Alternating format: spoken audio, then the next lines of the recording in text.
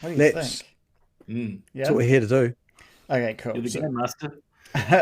So, one of the things I wanted to talk about, and I've already kind of touched on this a little bit with Joe, was like making game mechanics too apparent inside the narrative. Like how much of the game mechanics should be visible through like the narrative. So a great example being, I detailed this 50-foot statue, right?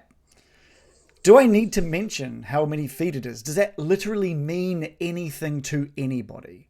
Or does it make more sense if I'm like, this statue towers above anything you can see? That means less to me. If you tell me how big it is, it's 50 foot tall, I can then visualize 50 foot tall. I couldn't tell you what is 50 foot. I know it's like 7 times taller than my character. Yeah, I don't know what, like, I wouldn't know. I could. It might be helpful not to say, you might say it's as tall as a 2-story house or something. That might be yeah. Mm. Like even then. So for example, if there was a noise, if there was a loud noise near you, I wouldn't be like a 75,000 decibel, whatever. I wouldn't. No, you said it's really loud in real life, though, do you? You don't walk around going, "Oh, that sounded like about 14 decibels." No, but I don't do know. say that looks like about 3 foot. I don't know. I don't look at like I don't look at a building and go, "Oh, that there is a great 12-meter tall building." Well, no, you don't need to because you're looking at the building. But if I say how far am I from Subway? Bit of a plug for Subway sandwich there, Doctors and Professors. You might say it's about 12 yards that way. But if someone's on the phone to you describing something to you, they tell you it's approximately 12 meters tall or it's approximately whatever. It's huge. That does nothing for me, though. Telling me it's like 12 meters tall, I'm like, okay. It does more for me. Okay. I see things that way. Like if you describe something, if you say, "Oh, it's huge," I'm like, "What the fuck does that mean?" No, but I'm not just saying. I'm not just saying that I'll be like, "You see a big thing." Yeah. Oh, it's big. I'd rather you told me it was 50 foot because in D&D world I can go right. So my character's 10 foot and I can work from that. What about if I like you come across this a hill giant or something, right? Or what's the next one up? I don't know. And I say like the hill giant like stomps towards Loris, and Loris is like eye level with this beast's belly button. Isn't that more visual than me going, and it's 18 foot tall? Well, it's kind of the same thing. Like, because my brain goes, okay, so you're saying I'm eye level to its belly button. I go, right, my eye level is 7 foot tall. Therefore, it's at least 14 feet tall. Do you actually do that, or do you just think, that's exactly what I did as you were telling me that. That's exactly what I did. Okay. So I worked out it's 14 foot tall because I'm at its eye level. I'm at belly button level. Yeah. So you should measure everything in Loris's. Actually, in our old game, we used to measure things in hippopotamuses. Because the reason I brought this up is I felt that there was some scale lost when I discussed the statue and the tree, the creature that burst out of it. I feel like when we discussed the height of it afterwards, it was like, oh shit, that thing is actually tall. I would say I'm the opposite. If someone gives me a number of meters, or even worse, anything in Imperial, because I don't really compute in Imperial, I am not going to take it in very well. It's just a number, and I don't do well with numbers. And it's not that, it's just another layer of thinking for me that doesn't come naturally to me. I'm more of a visual person. So if you go, oh, it's 18 feet high, I'm thinking, what's that in meters? I don't even know. Like, and if it's in meters, like how, like, I know a doorway's like 2 and a bit. And like, it does. It's like I'm just like lost. And often there's so much that I'm focusing on elves that if I hear a number, it just goes in one ear and out the other. So I guess I'm the opposite of Dave. Yeah, I think it's obviously depends on how you see things and how you think, right? Like some people are visual, and I mean I'm quite a visual person, but I think in numbers. Like, so if you tell me something in numbers, I'm like from the Matrix over here. I see things in code. But it depends on how you see things, right? Some people are visual, some people are audio. So if you say something's really big, it's huge, it's massive, it towers over you, that may paint a picture for someone like Joe. But for me, I'm just like going, how big? What do you mean? You could give both, though. You could give both. But I feel like I definitely need like a visual that grounds it in the environment that I'm in. We found it so confusing to measure in feet in the other one that we figured out like a medium, smallish size hippo is 10 feet long. So if you're imagining like a hippo, you would say, okay, it's 2 hippos away from you. Or it's like but I've never really 5 hippos high. I've never seen a hippo in my life. One of the least relative items that you could have picked. Like we all have this idea of 6 foot for a human, don't we? Like roughly like 6 foot. Yeah, 6 foot standard like a human male. Yeah. Sexist. Yeah. Not really. We all have sort of 5'5" as an idea of a human female. But you're right. Like you pick an arbitrary thing and go, okay, so a hippo, and you agree, a hippo is 10 meters long. Okay, cool. So from here on, or 10 feet, whatever, so you pick an arbitrary thing, and you talk about a hippo being 10 feet. Sweet, that's cool. So it's 2 hippos length away. Okay, cool. Yeah. So you're talking about an arbitrary, fucking bizarre that you guys are just like, this makes sense. No, I've never seen a hippo. A hippo does not make sense. Out again. Yeah, exactly. Team Joe. It makes sense. Team J. Team J. Team J. Team JM. I'm sorry, Joe. Can you probably just take for your the first microphone, Joe? I just want to just check something. Oh. I didn't think so. Wrong microphone. Oh, bloody hell! I forgot to check. Probably for the first time ever, but I agree with Shannon. Oh. That you want everything in hippos. I totally understand the hippo metaphor. I get it. That makes perfect sense. That's so alien to me. Because to me, the whole telling someone because you'll never know that it is actually 10 foot away. You just assume like judging. So I don't know, man. It's just so weird. My brain doesn't work that way. If something's far away if something's coming towards us and you go, it's X distance away, I visualize what I think is 10 feet or however long. When it comes to distance, if someone says to me it's like 400 meters that way, I'd be like, yeah, but how long am I going to be walking for? Oh, so you're a time-based person. Yeah, it's like the experience. How long your stride is. Well, see, the thing is exactly. So that time-based is how long is your stride? Are you like that's so complicated? And so how big is something? It's like how far up am I looking? Like, what is the experience for me? Am I having to lean back to check the top of this thing? Like, what is the experience for me? Yeah. Not just. I think it loses. I think it loses for me. Like after I go past the point of things that are relative to me in my everyday life. So like if you're naming like a couple of feet or meters that I'm like familiar with other things in my day-to-day life that are that measurement or whatever, and I can visualize that, I'm pretty much okay with. But if you said 400 feet, I'd be like, I don't know, no idea. Yeah. Too long to calculate.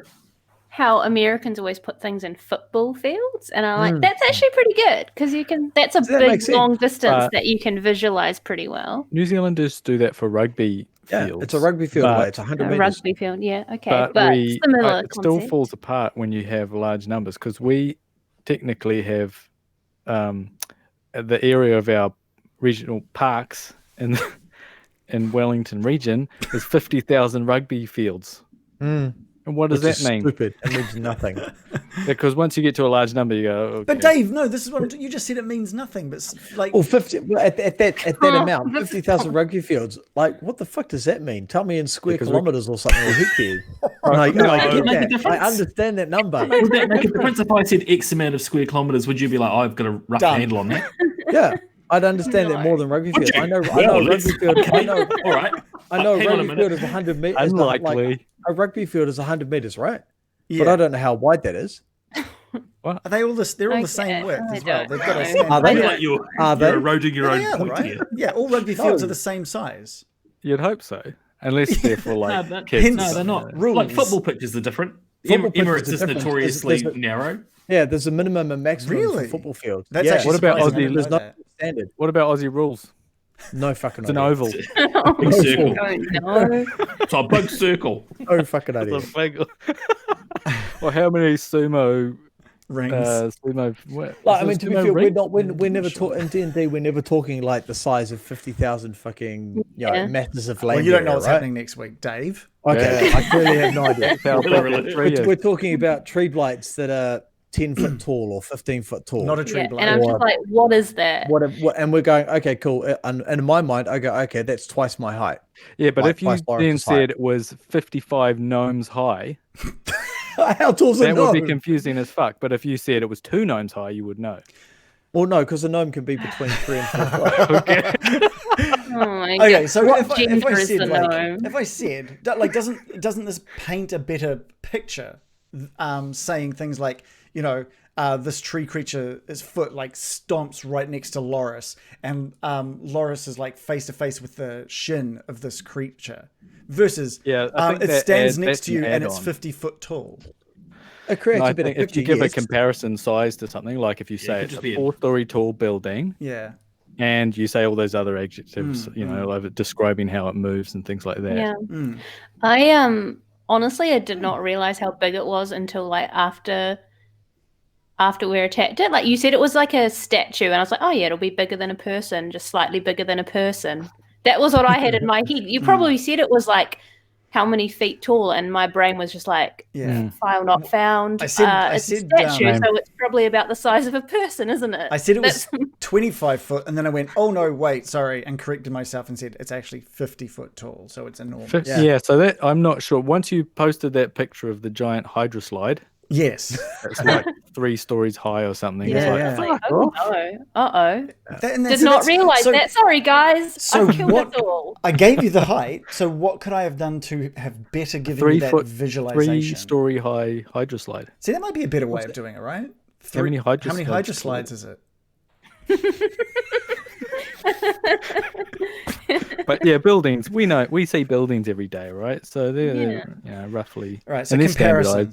It's giving a bit. So for Dave, I can compare the monster to 50 feet, but for other people, I might need to be like 3.5 story tall building. So it's making a comparison that works a bit better. I think a comparison works better. Yeah, like if you say it's foot length and you're looking at a shin, I can. Most people can go. Okay, I don't know how big his top half of him is. You kind of realize at that point, I'm looking up and I'm seeing a whole lot more.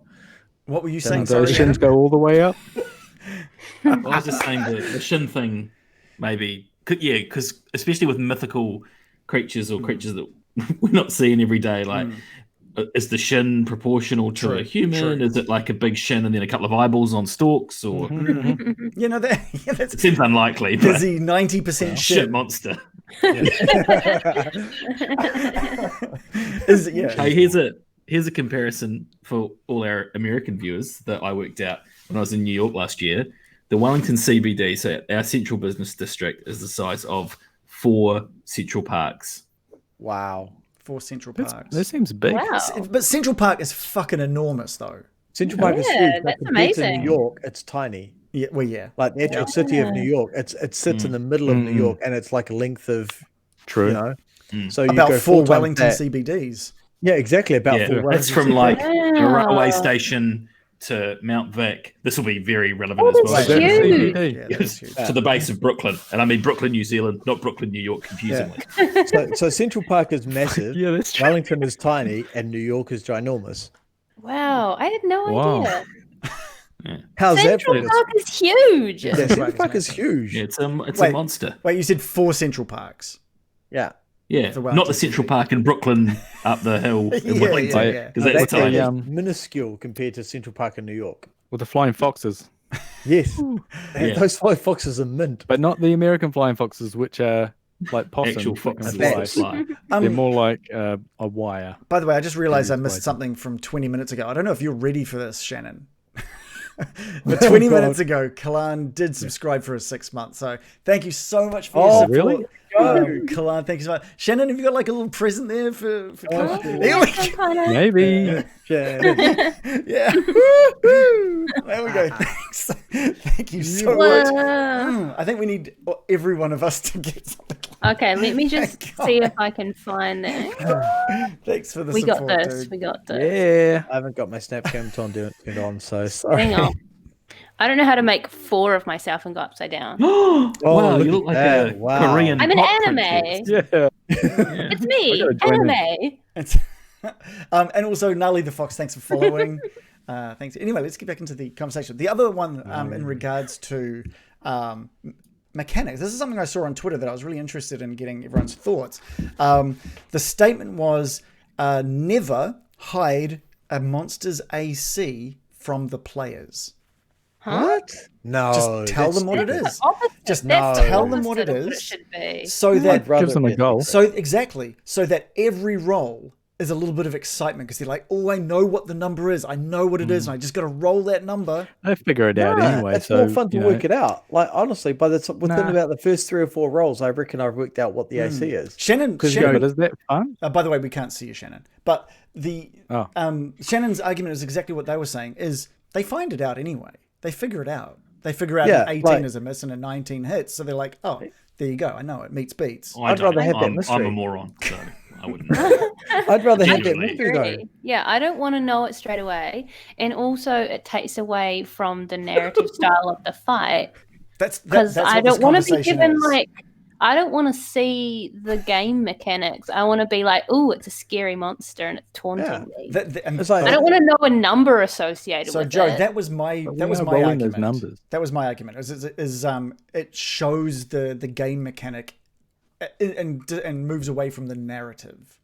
Oh, here's a counter to that then, right? Yeah, Because yeah. I was thinking about this old school game mechanics where you're going through a dungeon and it's all about finding secret doors and things like that. I'm not an expert. I only played it when I was a kid, but I'm pretty sure when you search for a secret door, the DM knows the odds for your character, I guess, and they roll it. And they say if you succeeded or not. So you don't have to metagame and go, "Ugh, I rolled a 9. I'm pretty sure something is there, but I failed. So that's annoying." You just know if you succeeded or failed. So the DM doesn't even hint at the possibility of there being something. Like how They does say that they how does that describe play you out? were looked around for 10 minutes Yeah. and you didn't find anything. But wouldn't I just say Yeah, that so if you basically- rolled? So what you'd You say would is, say, but I would know that I rolled a 2. Yeah. So as a player, you go, I'm looking for secret traps and doors, or I'm looking for something. The DM rolls and he goes, no, you find nothing. I like that. You don't know Yeah, I whether like you've that rolled for it. that Yeah, I think in that's a good thing. particular. Not for everything, but So it's almost If like the it's for DM rolling searching. for the dungeon. Yeah. yeah. Do you And, succeed and in it's finding just like anything? something where you would get annoyed and you keep coming back to it, or you know, it's difficult to metagame your way out of that. I guess the other way you can do it is you can do roll versus a roll. So you might do an investigation and I will do like a D20 and But- whoever gets the highest wins. But that's really randomized as far as Yeah. like, you know. But I think it was a 1 in 6 chance of just finding That's kind of cool. a secret. But I guess if you're really good at it, it might be 2 in 6 chance, and they're all for 6-sided die. That's kind of cool. I quite like that. Yeah, I thought that was good. So But I think with the AC one, Yes, Reagan, yeah. I'd rather learn from our rolls. Like, so if you're in a fight with someone and the first hit misses, you go, oh, that wasn't a very good roll, so it missed. But the second one hits, you kind of go, okay, so that's a miss, that's a hit. It's kind of fun working out what you need rather than knowing up front. I wonder, this is just an absolutely like just top of my head thing, is I wonder if there's any sort of room for a movable AC. Taking into consideration this is what Call of Cthulhu does, where when you attack, you specify a body part, and different body parts are easier or harder to hit. But you might not do as much damage on an easier thing to hit. Yeah, There and is a that's where you cool add a hit- +2 or Yeah.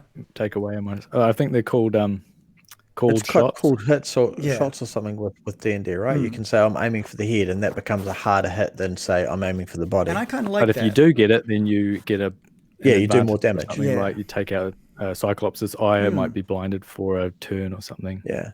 Oh, I think the way we've Joe played it told you. previously, Reagan, is when, say, you roll a nat 20 or you do a really good hit, you say, right, you get the call to make, to say where you want to hit.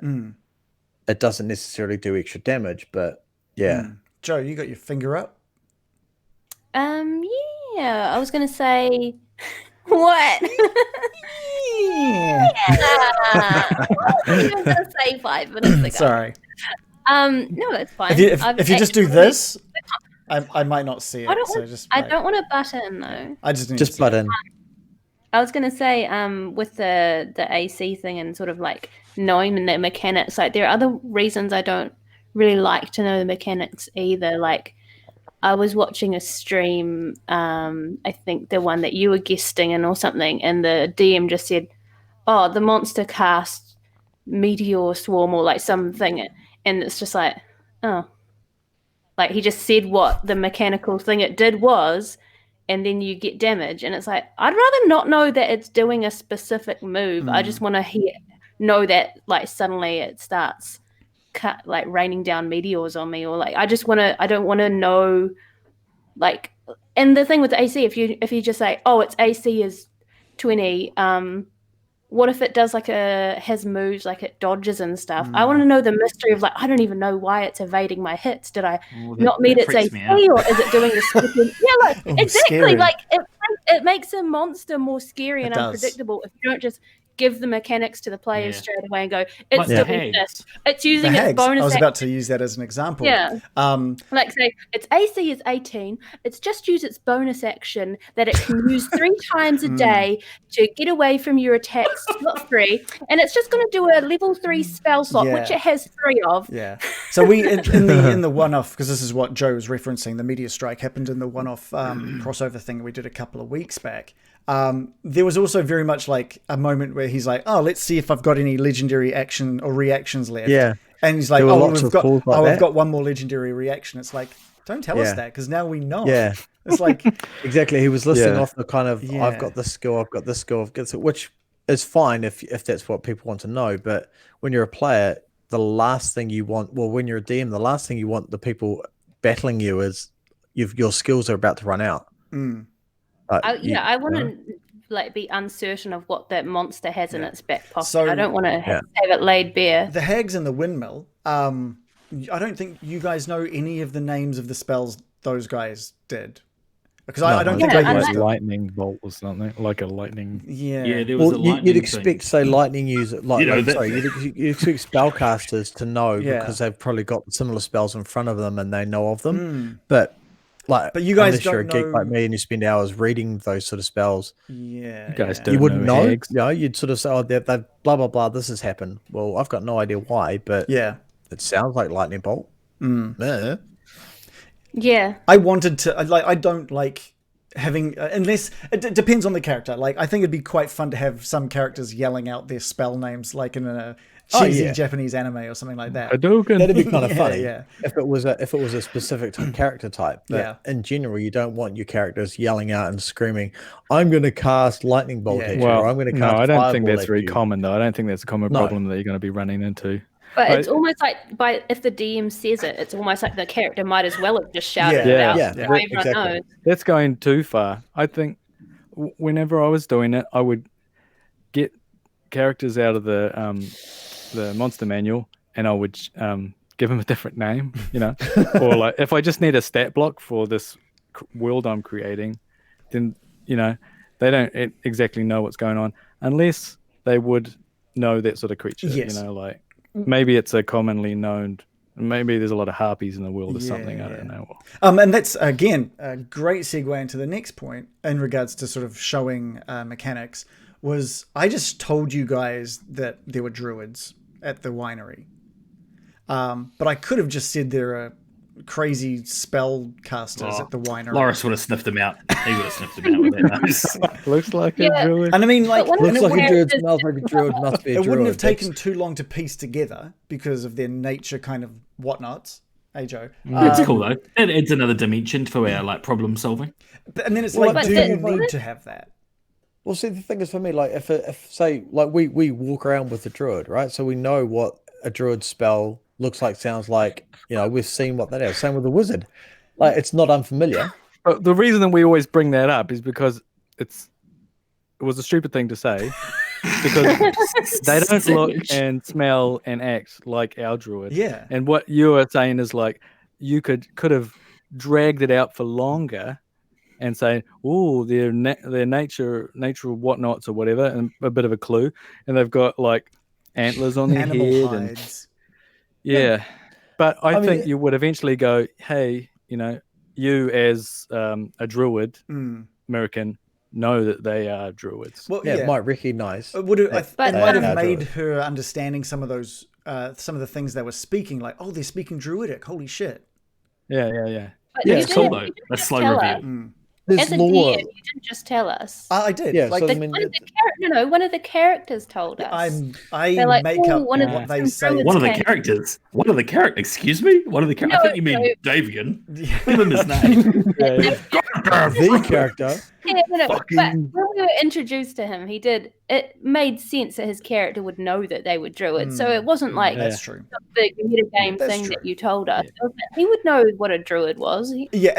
Specifically him anyway, because they had been annoyed by them for days and days. So And you can go too far the other way as well. Like it's something that we would know about in a daily thing, and then you say, "Hey, this is pours you out some cups of white fluid," instead of just saying milk. I thought you I'm were going never to say, going to live that one down. That was so good. "Oh, No, that was disgusting. why?" I thought you were going to say you could go the opposite direction when like characters are like, "Oh, a spell? Oh, what's that?" And it's like, shut up. You live in a magical You world. live in like Faerun. Come on. Yeah. Well, that's the thing, like so even the most non-magical character, your non-magical PCs understand that magic exists, right? Yeah. So your magic users, so a wizard will understand what a wizard spell looks, sounds, feels like. A druid would understand what a druidic spell looks, sounds, feels like. But Myself they as do a have barbarian crossover. has seen those kind of spells. Even if you hadn't seen them, you wouldn't be like shocked to know suddenly magic exists. But you might be like really interested that this is the first time you've seen it. If it's the first time you've seen, say, some woman walking through a field blowing shit up with a lightning bolt, then okay, that's going to freak you out a bit. But if you've seen it before, you're like, oh yeah, that's American in a bad day. We can't forget that we start off as level 1 characters. So even if you're a wizard, you will know and maybe have seen some other people do some more powerful spells. But if you come across someone doing a lightning bolt, you are fuck. It's still going to be pretty you freaky. will still have a shock. It's magic, but it's like what it blows you away how powerful it is. Maybe because I mean, if someone rolled up with a level 9 spell in front of your characters now, that should still be fucking amazing for you guys. Oh yeah, it would still freak the shit out of us. It was appropriate how Morley was like very impressed by the fire. What was the name of the spell? Fireball or something? Fireball, So that was like pretty epic. So I think that was an appropriate response. But if he was like, "Oh, what's magic?" it would be like, no. I was listening back to it, and I didn't really play it out very well. I think like what I would like to do, I often concentrate on too much stuff, but I would like to describe. I point out my hand, and a streak of flame shoots across 50 hippos into the distance and creates a massive mushroom cloud. Yeah. 4 hippos wide. So I think we could probably all do better. And I mean, I'm coming from a point of view where I don't cast any magic, so I'm limited in the way I describe things. You're not though, Dave. And you've actually done I'm just going to speak for you on this one. You've done a really good job at describing a lot of Loris's actions. I think you've done a great job back in Lost Mine of Phandelver as well as this one in being like really descriptive, actually. I think because you really enjoy the combat side of things, that's when your mind is like, I can fucking picture this move and I'm eating this hamburger-shaped bugbear. That's the thing. Like for me, when I was looking around with that my little wizard character in the text game, like I find like playing with spells was kind of like, I can make shit light up. I can do this. But when you've got an axe, it's like, what do you do? Oh, I hack this. I chop this. It's like, no, fuck this. I want to make it fun. Yeah. Actually, it's the point. You want to describe it and make it as descriptive so everyone can see what you're physically doing. I have a request. Oh, Sure. Adam, what do you like? Joe. Oh, I was going to say, I just request if you're going to describe things, describing the rage, because when you're just like, that's what I want to just see. has Loris rages. It's like, oh man, I want to go bananas. You don't need to rage as well. You don't need to go like that. But I guess you can just say like Loris is. There was a change in the way, because originally I was howling like a wolf and Reagan loved it, and it was so good. Everyone else freaking loved it. and then I went away to Japan, China, and don't blame them, Dave. I forgot his name. No, I forgot. No, the reason it changed. Who was it that put up the character? And I was stripped of the power by those evil Chinese. Anyway, so I was away for 2 weeks, and obviously we had that other guy play my character. I've forgotten his name. Josh. I'm really sorry. Josh. So Josh played my character, and obviously had that orcish spirit kind of take over Lucard. Yeah. And so I kind of took on board that kind of, there was going to be more, because the way he did his rage, it was quite soft and gentle. And I was like, I like the way he flicked into it. And I was like, that's going to stay with Loris because it saved me howling like a wolf. You see, you didn't want to howl like a wolf. No. Do you know how fucking embarrassing it's so? I do get that. I do understand. It's awesome. I'm but very it's lucky. I am insanely lucky that I can put on the stupidest voices as loud as I like, and the only person who's going to judge me is upstairs playing as well. Yeah. So I'm howling like a wolf with my partner and my flatmate. And I get it. Honestly, when you have people walking into the kitchen about to get a coffee or a tea or something, and you're ready to howl like a wolf, and like it's how many sugars? Very awkward. How many sugars, Dave? 2. I will say, if Reagan, every time I turned into an animal, he's like, you have to make the animal noise. I'd be like, you know what? I'm not really a shape-changing kind of druid after all. Dave, you don't have to howl. It was incredibly I blame cool. myself because I created it. But it's totally was my original idea. I do want you to describe it, though. I create the wolf howl. Sorry, Dave. I created hell. And I went back in time and taught all of Wolf King. Fuck you. A lot of you. No, hold on. I think... sorry. I want everyone to have a howl off, by the way, because I was liking that. It's like everyone's starting to howl just now. Yeah, you all can howl. I'm just going to turn. Dave, you take it away. Before you go to Dave, the fun thing is, like when I get to a higher level, there are certain you actually start to change into the shape of a wolf, like as you gain certain features. Oh, really? So I'm like, yeah, that will be really cool, but. Yeah. But I do want to, like, when you kick off rage, I don't want you to go, Loris kicks into rage. I want to be like, you don't have to howl, but I want to, like, what does the energy around Loris, like, is there, like, just a gravity around him, like, push down on him, or, like, do his eyes roll back in his eyes and then flick into white? Like, does he start shaking and veins, like, appear across his forehead? Like, is there like toes curl? Just as down his leg. Orgasms. Well, that's what I meant with my fireball description, right? Yeah. Because I'm not going like making a big. I'm not very good at role playing, but I would like to be better at describing what I'm doing. You know, like you just said, Reagan. So your muscles start to ripple, and you know, yeah. Is it like his? We need an avenue for it though, like you know, something. He grips the he grips the shaft of his axe. Even okay, you can hear the leather creaking in his grasp or something like on his thong. You know, you don't have to howl. Yeah, anything. Yeah, you can make it howl. It was the same. It was totally the same. It if you want to. Yeah. If you want to own the ability kind of thing, it really helps it sell like what makes your character cool, I guess. Yeah. It was the same. Just like you describe your attacks with your axe. I think it's the same way that you describe what your character is looking like from the outside or even from the inside. Like he sees red and his eyes bug out. But I like when the DM gives me the prompt. That's super helpful to remember to actually put some effort. Yeah, true. I'll try and do that more then as well. It reminds Sometimes me of you do that like. Sorry, Joe.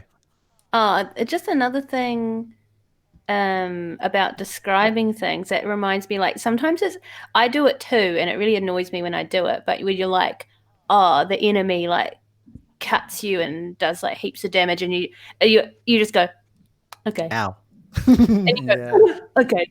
And then it's like, oh, that's it just makes it feel like your character isn't like affected by it at all. But yeah, it's something I need to work on. Yeah, Dave, you do this thing where you get damaged and you're like, awesome, that's cool, and it's just like you're on 2 hit points. There's nothing cool about it. Like Loris would still be like fearing. This is my mindset. This is my mindset, and therefore Loris's mindset. Sure. We all know how that works. Yeah. Like, I'm a barbarian. Living and dying by the battle is what I do, and particularly with Goliaths, it's all about besting your opponent, or so that challenge. But Loris doesn't want to die, right? Loris doesn't necessarily want to die, but dying in battle is perfect. It's fine. But would he say cool? Yeah, he wouldn't just go. That's my reaction to Loris. Yeah. I know what you are meaning. Like like, he's not scared. He's he's not scared of dying, so it's like, bring it on. Hit me. I'm just trying to think of a better way. You'll say bring it on, but I'm just trying to think of a way to describe. I could probably describe it better. I don't know how you would do it. Like if he just like yells threateningly as a response to getting hit, like that's pretty cool. You're not the only one. This is not just on you, by the way. Not even. No, it's fine. And I agree. Like that whole when we're getting hit, we probably could do a lot better to describe how we react. Rather than just like, ow, that hurt. I mean, I think Jo sometimes does it really, really well when she freaks out. That her delicate face has been scratched or something. It's like, oh, my face. It's really quite cool. Real standout when I've listened back to the podcast as Jo. Yeah. Freaking out about you. Putting on a personality. Yeah. Well, and I think if we all kind of reacted, not similarly, but, the way we should react when we've been damaged or whatever. You can do it through actions as well, like flourishes, like how Adam did a backflip. Right? Yeah. It has to be relevant to what the character would do. Yeah, so that it's a right, and then it gave a flavor. Okay, this guy's sort of agile. He might not have stuck the landing perfectly, but he gave it a go. I think it's cool when you play off the characters like sort of foibles as well, because it's like, oh, he's kind of like a bit of a showman that wants everyone to see how cool he is, and like American gets really angry because she gets like sliced in the face. It's because she's vanity is one of her like character traits. Yeah. And I think the same thing with John and Bill and Morley getting this charm spell from American. It was just kind of like, okay, Davian, tell me about something, and that's fine. Like that's the character. Like that's the player speaking, not the character speaking. It's the player speaking. Yeah. Sorry that getting that family back together single-handedly wasn't enough. No. It was a bit more about like we understand that Jo didn't cast the charisma on John and Adam. So, but describe what makes now the way they're talking so charismatic. Bill did adapt to that a little, like once reminded. We're none of us perfect. Yeah. But when reminded, he sort of said he pushes at his chest. Yeah. Once reminded, runs his fingers through his hair. Yeah. I really appreciate that when people like run with an idea like that. Feel free, yes, because totally. Yes, anding. I'm happy to like ask people what does that look like, but when it comes to even that kind of stuff, I'm not thinking, oh yeah, that's right. He gets to roll with advantage, and I'm thinking, okay, he's got to roll with advantage. I'm not thinking why. But if you cast a spell on someone and you want to see what that looks like, just ask them. I mean, the thing is, there's so much to think about. Like, it's not only like which button am I pushing to roll stuff. It's like, what do I look like when I'm doing this? What effect does it have? Who else am I affecting? And then you've kind of got to tell it. It's just like there's so many pieces to piece together. And then as a DM, I've got an entire world to create. Yeah, so I get why we forget things. To be honest, which is really interesting. Even I didn't have in my head a visualization for how big that statue and the tree creature was. Even in my head, I was just like, I know it can walk over these large boulders that were at the top of the hill, but I didn't really have in my head how, like when I saw the images of like a 4-story building and that hydro slide and stuff like that, I was like, oh shit, this thing is enormous.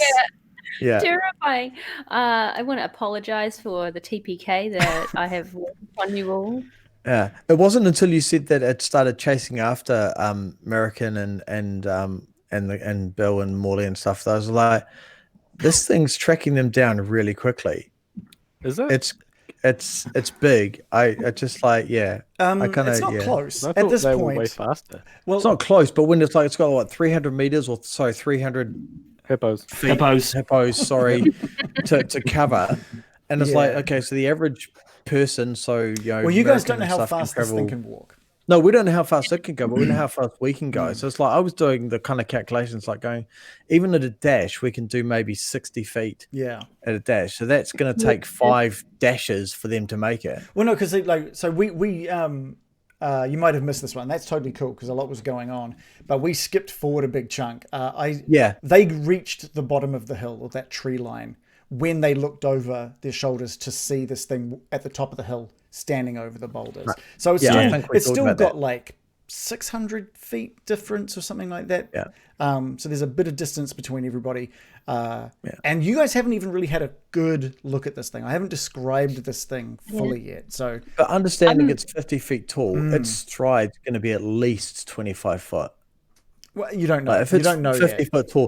It's got a lot of weight just to it. yeah. It's got to carry. Because it's shit itself and it's like Doing that little poop my pants leg. shuffle. But if you think about if you're mud. say 6 foot tall, your stride is going to be maybe a meter and a half. But- You've got a big long legs. You've got decent But levers. what if it takes you 6 seconds to do that stride? Well, maybe Well, it may be a big slow beastie moving. and they thing, are but also roots I don't know. like it's a tree, so it doesn't necessarily walk like a True. We'll just have to wait and see. We'd have to wait not wait and run like fuck and hope like it doesn't catch us. Yeah, I'm so keen to see what you guys have. to play. I'm like, good thing I used all my spell slots on situational buffs. Yeah, you guys do not. You guys do not have spell slots. Yeah. I was like, I'd my rather character. Yeah. What- I'd You should rather have that said Davian that and his son just never spoke again, to be honest, and we defeated it. Yeah, The, can the we? conversations can we, that we had all week, Reagan, were just insane. It's like I'm going. Well, I want to. We were talking about how we fight this thing, and I'm just like, well, running away and fighting at distance completely fucks me. I cannot do a thing. I can throw. It's a party game, though, fight. Dave. So, But it's a party game that works. It's like, well, you guys can fire spells. Oh wait, we've got no spell slots. Great, we're screwed. yeah. What if? No, What we had if? some other good ideas. What if Loris we'll just have to get creative. picks up all the horses in the cart and runs as fast as he can? towards the tree. Well, you had a better idea. I quite tree. liked. Was it your idea, Shannon, or was it Americans? I can't remember. I don't give away all the You don't? sweet No, I'm not. ideas. These are all in the no DM allowed chat, right? I Yeah, assume. that's right. Yeah, one of the two. Yeah. So yeah, don't. Some of them were not. You can tell the nonsense ones. Can we? Which is the 90% of them. Right. 90% of them were nonsense. They were fantastic. A lot of them Yeah. started out as genuine possibilities, but then quickly devolved into why don't we suck it today? Yeah, I loved how you came in. Obviously, Adam, you were reading these through and must have been going, "Yeah, that sounds great. That sounds great. What the fuck?" yeah. Like, you're like, "Okay, these all sounded good, but now I'm not so sure." I think Loris was going to go directly up its butt. That not happen. Okay. I don't remember that one. You must have just fantasized that one on your own. Yeah, you made that up. And they're all grapes. No, Grapes. Captain Morley was on the front. Loris in the back. It's definitely not a dream. It's totally. No, you imagine that. That is not an dream. I don't recall Woke up with this. that particular scenario. Maybe this is a good way. One of the things you wanted to talk about, Adam, was theories for the future. Oh God, we're fucked. Have you got one? Well, one thing I quite like, I think well, it's going to be disappointing. Look, no, but one of the things I really like is how American is quite story focused, and American is the person in our party who is always thinking of putting the pieces of the puzzle together, and Baron is sort of joining in a little bit, but I think that provides a good balance to the here and now of Loris, myself, and Bill's probably maybe a bit of a 50-50, Yeah. but I think my character Morley is finding out more about how things could be linked almost exclusively through American, Okay. Interesting. which is super That's just- handy American. That's just also me as a player being like, what is the mystery of Strahd? He sounds kind Yeah. of. That's the fun part of it, isn't it? It's like Yeah. there is a curse going on, and how's it work? It's really hard. Like during the week, Joe will come up and be like, "Oh, I think this thing," and I'll just be like, I "Okay." can't say anything. Giving very new. I'm not digging for information. No, I know. I'm just like, I figured out As this. a group and a Don't party, tell me. we all think things quite differently. Like like you say, like I'm very much in the moment. I want to deal with now, and the story will kind of sort itself out later on. And I mean, taking the notes and having that notebook has helped me keep track of what's going on. Because quite often, I'll be completely honest, I'll go week to week and have no freaking idea what I've done. And that, but taking notes is actually. Are we talking about real life, Dave? Are you losing days? Literally real life, like totally real life. Shit, like I can go day to day and not remember what I did yesterday. Get on that bloody COVID tracer app, please, David. Dave, I mean, I use it. I actually use it quite regularly because honestly, it sounds like you fucking need to. If someone asked me what I did 2 days ago, I'd have no freaking idea. I'm like, I went to work. Well, I could have done. I could have been 6 or 7 places. But I could have murdered someone. Who knows? Have you been? If I don't remember it, did it happen? If I don't remember it, it didn't happen, right? Like, someone had to die. I can't get put in jail for something I don't remember. That's right. No, it's like, like the short-term memory. Like, I even remember if someone says what happened last week, I'm like, oh yeah, we had fun. You're like, fucking we what? did we? It was great. But honestly, I don't remember unless I write it down, and that's why taking those notes has made so much difference. But I love that you have written as many notes as you've written. And you've used them. There's been moments where you're just like, 1 fucking second, and you'll flick it up. No, because I go back to the midweek and go, right, what happened last week, and I what told does that mean? I told you the taking notes was going to be good. What do you think now that you've taken some? I was very hesitant to take notes, and I was like, oh god, it's just too much work. And quite often, you see me scribbling away, and I'll go like, I sometimes like last week, I think I noted down like 2.5 pages of shit. That's so good, dude. Stuff that is relevant to me. It might not be relevant to anybody else, but at some point, I'll guarantee you, I'll go, wait a minute, I wrote something down about that, and I'll flick back a few pages. I'm like, oh yeah, that's right, we said this. Dude, like I said, I'm legitimately impressed you've written as many notes as you have. Same with you, Joe. I know you've written a bunch. I don't know if Adam, I know when we first talked, you were like, I don't writing notes. I don't write notes. Well, I go to meetings and I don't write notes. I gave it a college try. Yeah, good. I actually have the last note I took, which was grey skies. So that's pretty and good. Ironically, I wasn't to know at the time, but that was held true. Really redundant, but it's the same the whole way through. Yeah. I want to say though, I was doing more of a meteorology sort of. that might be a plot hook. I'll write that down. Yeah. No, but I have been impressed because there have been a few times where you have picked up on like prophecies and stuff that I've forgotten. So I think each person has different moments where they come up with something that everyone else has overlooked. Like there was something, I can't remember if it was last week or the week before, where Dave, you picked up something, you got your notes out, you said something, but then also like 20 minutes later you thought Stride was 15 years old or something. I can't remember. Yeah, it's give and take. I would that was the best. I want to animate that one. Like in some of those last 2 sessions, there's been information overload. Oh yeah. And processing stuff, and like you pick up bits, and then you link it to something else. And when you link something, it's like it sticks.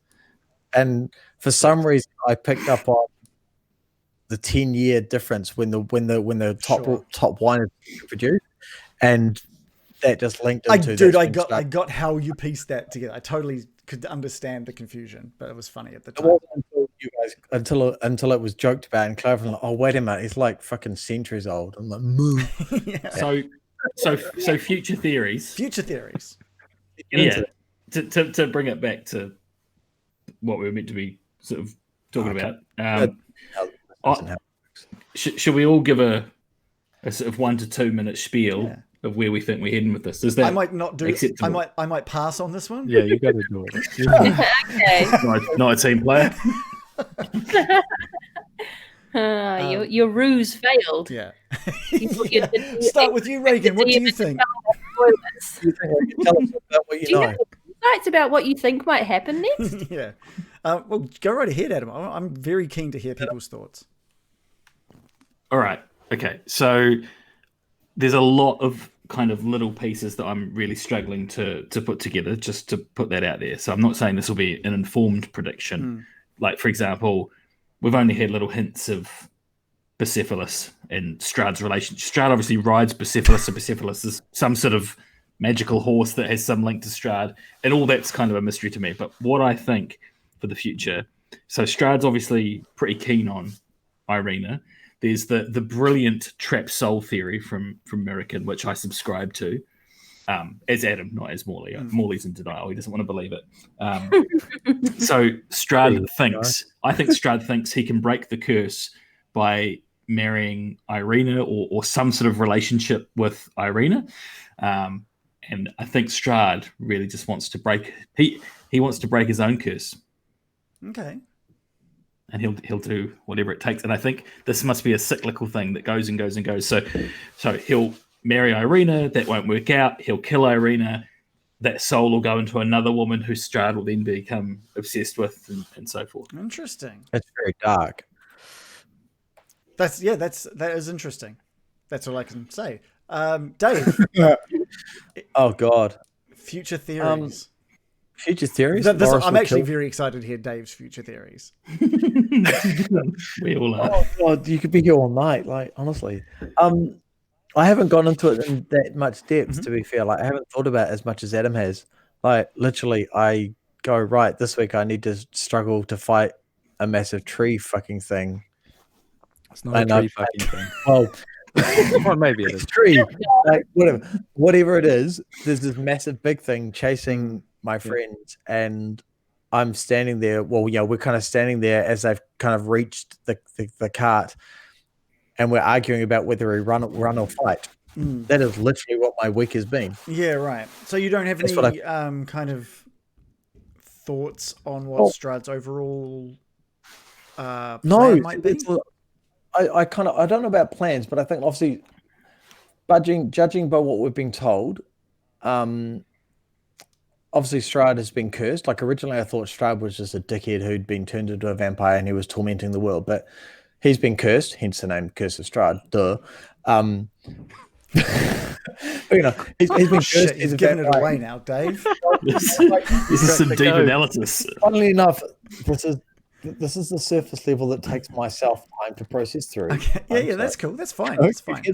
But so I mean, you can think you read the title Curse of Strahd. Either he's cursing people by being an asshole, or it's actually a curse on him that's causing him to be what he is. So from what I understand now, he's been cursed. He is what he is because of a curse. So by breaking the curse, does that mean we kill him, or we free him by somehow, and thereby freeing Barovia? Because obviously Barovia is under a curse as well. So the bigger picture, Barovia is cursed to be stuck in this time warp. Yeah. Now, which is thereby tormented by this vampiric Strahd dude. Yeah. Now, he's been cursed for a long time. He's been stuck within the walls of Barovia, the misty walls of Barovia for hundreds of years. Do you think he controls the place? He can do whatever he wants, really. Do you think he wants to give that up? Well, I don't know. And that's the thing. Like, so the way I think about it is like, I kind of think maybe when he was first cursed and maybe changed into what he is, he hated it, he disliked it. But then it's kind of that Stockholm syndrome. You've been in it for so long, you kind of like the power, you enjoy the power, it becomes who you are, and that's kind of all you know. So maybe he now enjoys it, but maybe he doesn't think about it. But what the other part that triggered with me is like, well, if he's cursed like he is and he's stuck in this kind of time warp, are the people we're meeting in Barovia also 400 years old and just stuck in this time warp, so they don't age, or they just kind of stick with our, like, so there's that we don't really know. We know they're stuck in Barovia, they can't leave, they can't move, blah blah blah. People come and go, they die, except for the Vistani. Yeah, so Vistani come in and out, but the rest of them are stuck where they're at. And I think they would have mentioned it if no one was aging. Well, would they? We don't know no that. one ages. Why would you say no one ages? Like, I mean, I feel like that would be a thing that you would point out to people. But would they know? If you don't know your Well, age, not if they don't know. Remember what's happened all week. If you're stuck in a time loop, if you're stuck in a kind of a zone that never changes, would you know that you don't age? It's just kind of that, yes, your existence. It's like the Count of Monte Carlo or the Count of Monte Cristo. He knows. Would there? But that means would there be children? How do you get a baby? How would you even create a baby? No. When a man loves a woman. No, I just want to know how men and women make babies, please. Joe, you might want to talk to Reagan offline. Okay, good. Joe, have you got any theories? About how men and women make babies. Because I've got nothing. Oh dear. I think it's got something to do with the belly button. I don't know. Anyway. Joe's the theory queen. Yeah, Joe. Yeah, I feel like you've got a lot of like pieces of the puzzle and strings attached. I don't know. I think you're overhyping my sleuthing skills. My big thing was like picking up on the souls thing, and I feel like I don't have many theories beyond that. I feel like that was sort of revealed to be on the right track, but I don't really have anything beyond. You got some extra information from Davian anyway. Yeah, so we know that he had a brother that he killed and such, but yeah, I don't really have any big overarching theories. I'm like kind of just enjoying the ride and trying to piece together what I can, but not trying to come up with big overbranching theories. Yeah. Okay. I don't have a theory that they're all in a time loop and are not aging. That is next level, though, isn't it? It's an epic conspiracy theory, which I respect. Look, to be honest, like it's not any more far-fetched than the idea that you've heard of these souls being trapped and being unable to, and like I'm not resurrection and stuff. Like, it's not the craziest thing about it. I'm just saying I don't have any epic things to contribute. I'm just like, I already had my theory and it was kind of proven. Any theories about the ravens and anything really? Nothing. I have.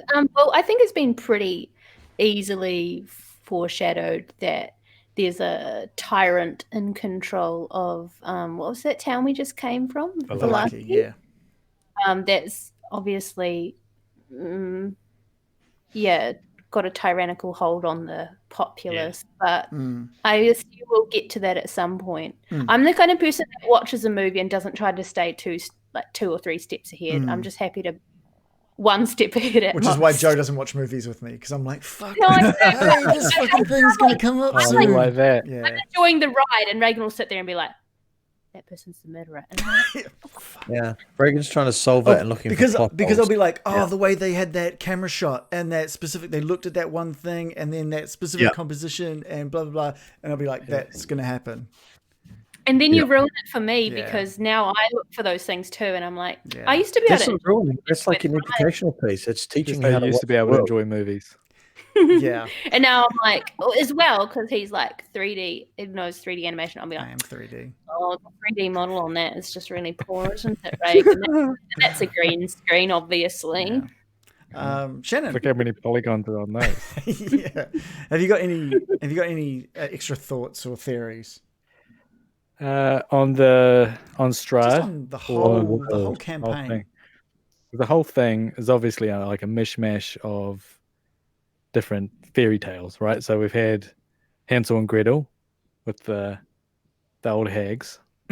they're kidnapping children and feeding them, and then turning them into eating them. The fairy tale of Old Felcher Road. Old Felcher Road, yeah. That big dick-shaped tower.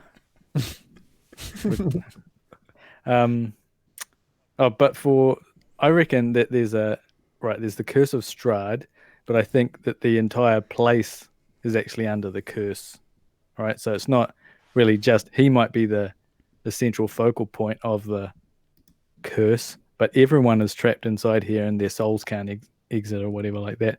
And I thought the interesting thing that you said in one of them was that the curse has to be broken, but not necessarily by killing him. Apparently, I think you said that someone could switch places with him and then he would be free from the curse. I thought we could just teach him the power of friendship. Friendship, yeah.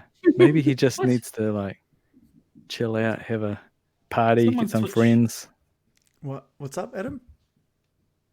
I don't recall anything about someone trade places with Strahd. Yeah, I don't remember that either, to be honest. Yeah, I think can't remember which episode it was. It was very brief.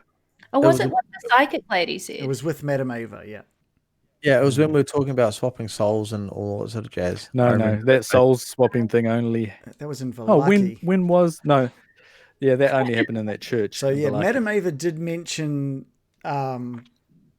releasing the curse. I can't remember exactly her wording, but I think it was to something along the lines of what Shannon was saying, being able to basically just remove it from him and finding someone that can take over that role. And I thought, fuck, well, that leaves it open to someone to be a bastard and go, they all switch to be evil. Yeah. They will become Dave's already Strahd. thinking, like, Yeah. Dave's thinking, how many Lord of powers Barovia. did I Loris could be a vampire. Can you imagine a How many 7'3" vampire? vampires Like, tall am I? I You could just heard say, makes you shorter, and then you'll be, no, I'm not going to do it. if you pull out Strahd's fangs and put them in your own mouth, you become the new Strahd. well, that's Oh what my God. Paulie's going to do. Like, he's yanking Yeah. out of I'm his going to be throat. having a great time. We're going to think I've all defeated him, and then you say, "Look at me! Oh, look at who am I?" And then you'll be like, Irina! Just become obsessed with Irina. Yeah. I apologize to the fans for disclosing the end game here, but Morley is pulling the fangs out of Strahd's face. That is what is going I to think you happen. mentioned it once or twice. I'm just reiterating I that it is like- the end game. How is this going to play out? I don't know. I Could we- think you know that Reagan, the DM, is the final word on this. I honestly, I've played it through so many times, and I'm not going to stop anyone from pulling out the fangs of a dead Strahd. Go right ahead.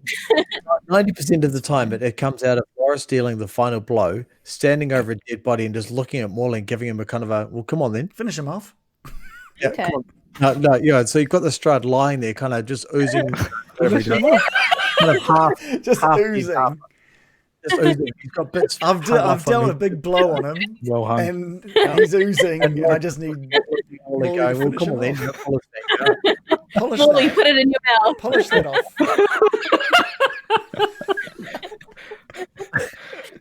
This is what's going to happen with the big giant tree. Oh, Jesus. All right. It's going to happen with every boss. Yeah.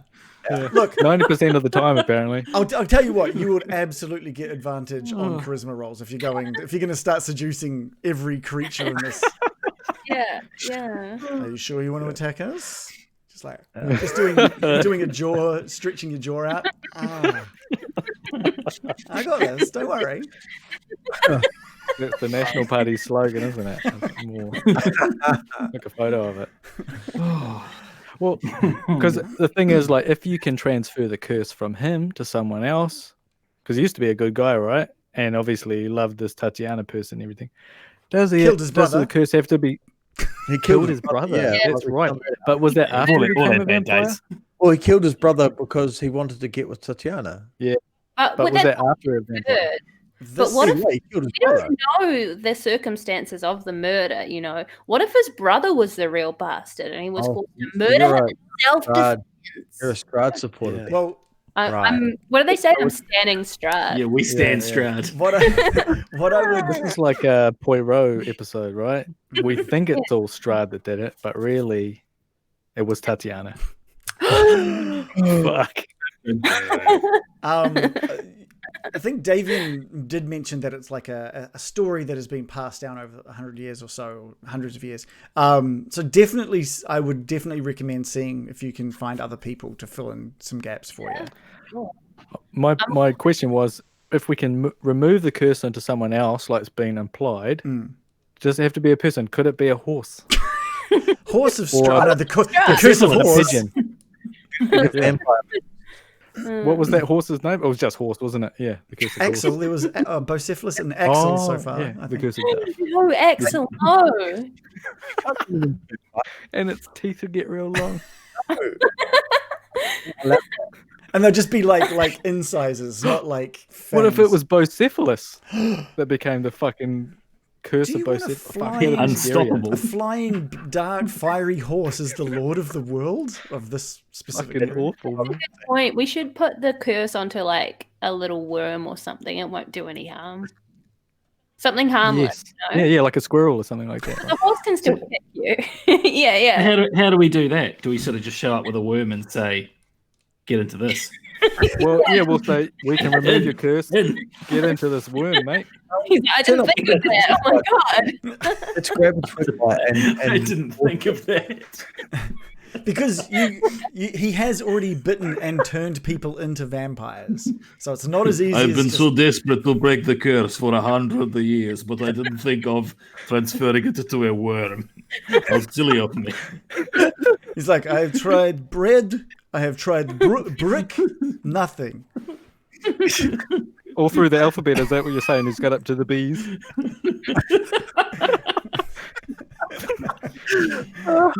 Well, back to the drawing board. Let's take a 5-minute break, but there's something very special this 5-minute break because it's never 5 minutes. That's first of all the main thing. But we've got big food. Boy, do we have big food. Oh, I can't wait for this. So we've got big food. So there was a couple of weeks back, we had a bit of a goof. We had a bit of a gaff about Kit Kat being a sponsor.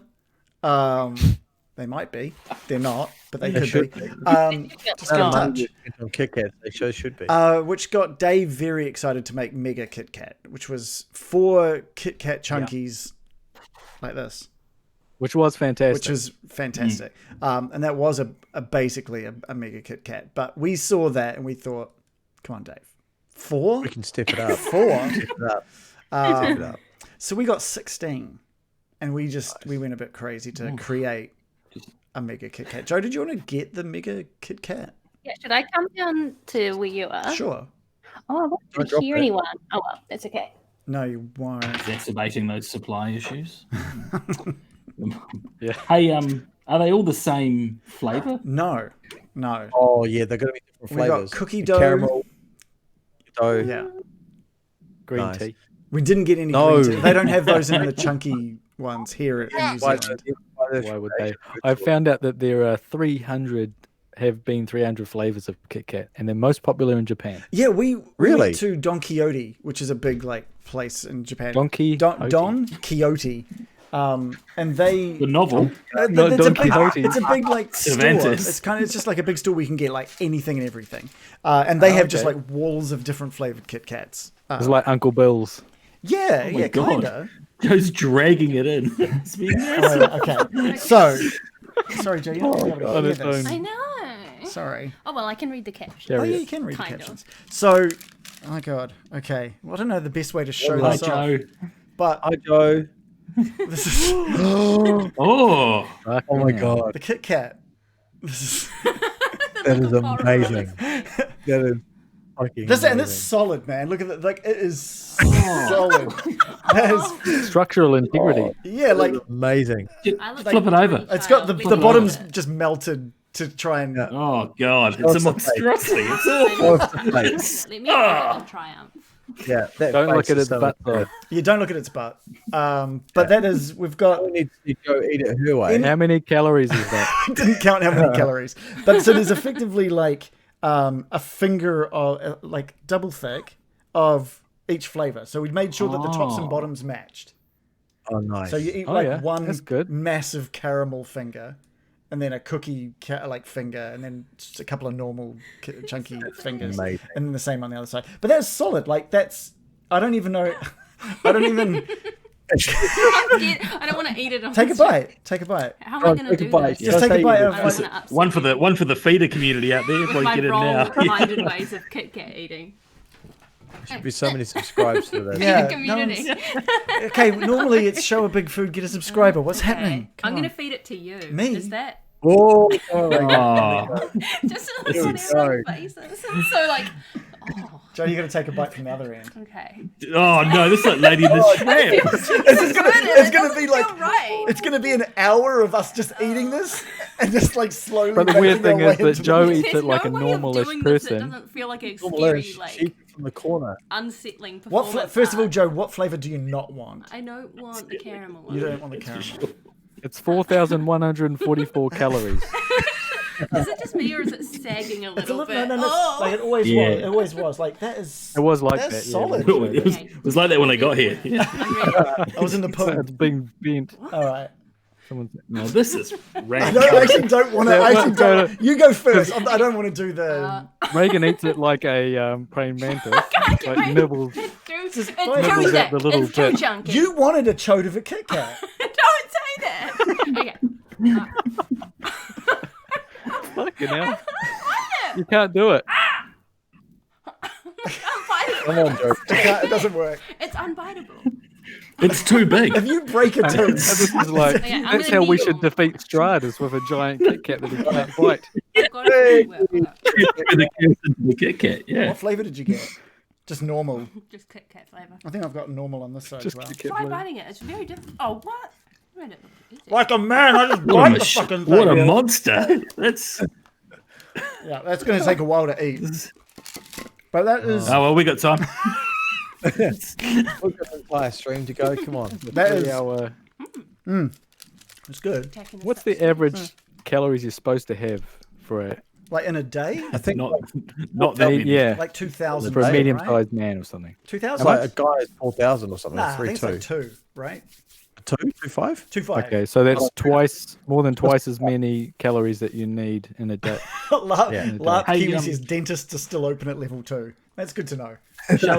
Show us a cross section. Like snap it somewhere. I don't. Oh, you want us to snap it? Yeah, snap Yeah. it. Come You on. just drop it. Show You're us what dropping you it. No, you're everywhere. supposed to Like the break it front of off. the pack. Like try and snap a Put your arm Yeah, into show it. us. Oh, lift it up so we can see it. Yeah. Break. like that. You don't Yeah, understand. lift it up. It's Right up so your Wowza. No, long ways, because it's a finger. You can't Break do a it. finger, It's not like the fucking- the structural integrity of. Get your katana out. We've made it too strong. It's too good. It's too stuck. Reagan. Put it What do you mean against it's too good? They didn't design a Stomp Kit Kat on to be unbreakable. We did. We designed it to be unbreakable. I can't break it. Created a monster. This Kit Kat is too powerful. It's too We powerful. have created a monster. That's for sure. You look like you look like you're playing like a harpsichord or something. Yeah. You look like you're playing one of them things. You look like you're painful. playing out our plan to defeat that giant tree. It's all big. Giant Kit Kat. To pleasure it. Fucking hell. Hey, you've attacked it in such a way that you could do a giant Tim Tam slam. With Like, it. just But now bite you one need end off. you need a bucket of Milo. You're saying a giant Tim Tam slam with a bucket of Milo. Oh, yeah. Bucket of Milo. Good stuff. I'm dumb. I'll be back for you She's like, later. she's done. Come I'll on. be back for you later, baby. Don't eat it without me, though. Don't eat it without me. Don't get through 16 Right. Kit Kat junkie without me now. Like, I feel sick, and I've eaten like the equivalent of just like 2/3 of one Kit Kat. I think you're just Yeah. excitement. I think it's the idea. Your brain is weird. shutting down. That's pretty good though. But it wasn't any of the like. What a fucking Kit Kat. But I'm still tempted to do like a 64 one. So yeah, so that's the next one. Yeah. It's a Kit Catastrophe. I like that, Octoboss. A Kit Catastrophe. I've got chocolate all over my hands now, so I need to sort that out. On top. Joe, I'm going to just jump offline. Everyone, grab a nice drink. You viewers, I'll be back in a minute. 20 seconds, because that's how long it takes to wash your hands. Anyway. There it is. Oh, you've got two of them. This is my own personal. It does get everywhere. Oh, I have got a Turkish delight hidden somewhere. Maybe I'll go get that. Hold on. Don't leave me alone. No, I won't do that. Last night we were just rating every chocolate at the supermarket Oh, okay. and giving a top 5, and it was pretty exhilarating, wasn't it, Reagan? What's happening? Yeah, that. Rating the chocolate.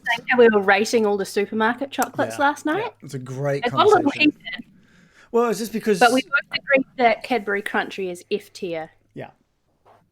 One of the worst. You know what? It makes a good ice cream, though. Does it? Yeah, if you've ever tried that crunchy ice cream bar, Ooh. it's ultra sweet. Right. So what did everyone think of the Kit Kat? I thought there was a lot of fun to put together. I'm actually really impressed at how sturdy it is. Like, I wasn't kidding. You've still got it there. Put it in the fridge. You're not allowed to eat it It's without been in the me. fridge, though. If you put any Kit Kat in the fridge, it's going to be harder. Oh, so Yeah. I can't eat it without you, but you can just munch on it, just willy-nilly. Oh, jealousy. Oh, I Look see at that how it is. face. All right, I'm going to eat half of it while you sleep. Stop it. What are you doing? You... That's my double Are you standards. supposed to both eat it from It's got to be. It's got to be all the But time. that thing, I was not kidding. That was hard to break. That was incredibly hard to break. We didn't break it. Exactly. No, you That's didn't. because You tried. that's how hard it was. We don't know how hard it was. It's like No. beyond your strength. We need an axe or something. What was the AC of the Kit Kat? Jeez. Clearly higher than Reagan's. Trust me, I'm not that hit die. strong. So What's its Thaco? yeah, it's probably only like 12 or something. Loris wouldn't have a problem. He'd roll like a 4 and still Well, I be able to could pass roll it. like a 7 and still make it like a hit of like 18. Yeah, exactly. Well, that's how they eat Kit Kats in the mountains, yeah. isn't it? Um, Real giant. that is seriously impressive. Yes, thank Reagan. you. I'm Thank very you. impressed. Very It impressed. was very fun to make. It was a lot of Instantly. fun. I'm so gonna do. Well, actually, myself and my son are going to be doing. Did I say 64 or 32? I think Because you that was said 16. 32. I eh? think you said your son wanted to do 32. Yeah, he wanted to do 32. Which would I you might just? Alan just shared your 500 bits Oh damn! for Thanks. your Kit Kat, Thank I you, think. Kalan. Oh, Thank you so much for nice. that. Yeah. It's, I was thinking, like, if I was to redo it again, if And you we look at will. the proportions of it, Because we will. it's a weekly thing now. Fortnightly, If let's be one fair. more line, it would be like more the shape of a Kit Kat, right? It's a bit Yeah. long. It needs some It more is. width. It needs Yeah, another. but you can't add a you fifth can't add a finger fifth to a finger. That's Kit what I Kat. said. It's got to be 4. It's got to be 4, right? To keep the integrity Yeah. of the Kit Kat. If you value the proportion more than the number, I guess. But- I don't know. I value the proportion more than the number. But the Kit Kat Octopus- Chunky is not really the same shape as a Kit No, Kat. it's not. No. Maybe I should buy all 64 of those details. Kit Kat blocks and stick those together. That'd be interesting. Like the Something normal so Kit Kats. Yeah. Octobus reckons 64 Kit Kats just stuck together end to end. So just one long one that we feed past the camera. Yeah, Well, how many hippos is that?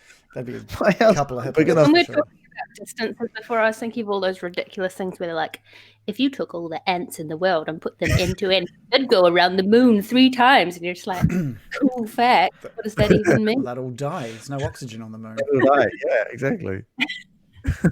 Okay, well, let's get back into. Are we good? So what is an A tier chocolate from the supermarket? A tier? I see. Actually, I surprised myself with Whittaker's peanut slab just for how classic and satisfying it is.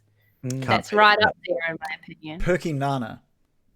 Oh yeah, love What? those. Perky They are Nana. good. You're saying that's an A tier one. That is, yeah, that's like top. S tier. That one. That's above. That's one of my. That surprised me. Nana. Perky Nana's Mm. fucking. Well, you know, because I was thinking it's difficult to give a grade to that because it's a sometimes one. You go, I'm sick of everything else. I'll try a Perky Nana, and that was quite different. It's because it's on such a Yeah. higher level that you can't. You just like nothing. You like, oh, I'm bored of. You never get bored of that one. But all the others, are, oh, bored. I'll You just have a never Perky get Nana. bored of a Perky Nana. Not Oh, once. that's Like, bullshit. it's That's always absolute there. bullshit. That's a campaign right there. I don't know. I played indoor cricket Oh, when I was okay. a child. No, Right. Yep. And they used to give out a Perky Nana for me. Hold on. No, this isn't going weird. I won it so many times. I got to. And I got literally- fooled. I literally won it. I literally won it once, and it was because they felt sorry for me because I was standing at silly mid-on, which won't mean anything to most, maybe even some people in this chat. But No. silly mid-on is when you're like right by the batsman, and you're like a couple, maybe even a quarter of a hippo away from him, and Oh. and he just walloped it, and the ball just went. And I tried to catch it, but I was too slow, so my hands went here as the ball went through into my mouth. Oh. Chipped a front tooth, smashed both my lips into my teeth, and just blood pissing down my face. And it was like one of the last things to happen in the match. And the ref just went, "Well, obviously no questions who man of the match is. It's you, Adam." I was like, crying. And then they got me a fucking chocolate bar. I was like, "The last thing in the world I want. I want some dental care right now." That's the only time you couldn't have eaten the Perky Nana. Yeah. How And ironic. I've never liked them since. it wasn't. That's So not the special it's not the circumstances. Nana's fault. Anyway, I want to get back. I want to get It back. ain't the Nana's fault, mate. There's a very good question. There's a very good question in chat that I figure now is a good time to end the break and get back into the D&D conversation. The lustful sniper says, "Hey guys, I'm completely new to D&D. Any tips to how I should get myself prepared for playing? Nah. Nothing. You've come to the wrong place. What was? Prepare yourself for Well, playing. I was new. How do you prepare yourself for playing? Yeah, there we go, Adam. Adam? Well, I only started playing D&D this year, because I saw other people doing it. It looked like fun. And it seemed like quite overwhelming to me, especially with all the rules. And I'm shit at maths, and there seemed to be a large math quotient of D&D. But the best way to start was, for me, I listened to a bit of the Adventure Zone. John, who plays Bill, recommended me some D&D podcasts, and just that osmosis of listening to other people play it kind of got me confident enough to give it a go. But then it's like anything, right? Just give it a go. Just get into it after the minimal amount of prep. I think it helps coming into like maybe a group where you've got one or two others that have done more than you, like they have some idea, because at least then you can bounce ideas off people that you can kind of go, oh yeah, you're right. Because I think I'd hate to start this knowing nothing. A bunch of people who knew nothing, you'd be like constantly looking at the book going, oh, it says this. What does this mean? Whereas at least with this group, there's a bunch of us that have played before that have kind of got an idea, particularly with John and Shannon who've DM'd before. They know how they'd play it. So it's useful to have people who know what they're doing as well. Joe, you were a new player last year, the start of last year. Yeah. I have two thoughts on that. My first one would be if you're starting in a group, to do a session 0 where you figure out where everyone sits on specific ways of playing, because you don't want to end up in a group that just totally you're not going to enjoy playing with. What if you don't know what if you don't know enough about it to even have an idea of how you want to play? It's that thing, like, you should have maybe some more experienced players to help you along that as well. But another thing I found helpful, and this probably wouldn't be helpful for anyone, but I actually enjoyed reading some accounts from people of like or listening to accounts of people of what not to do, because like mistakes new players make, who are like the most annoying players at the table and things not to do.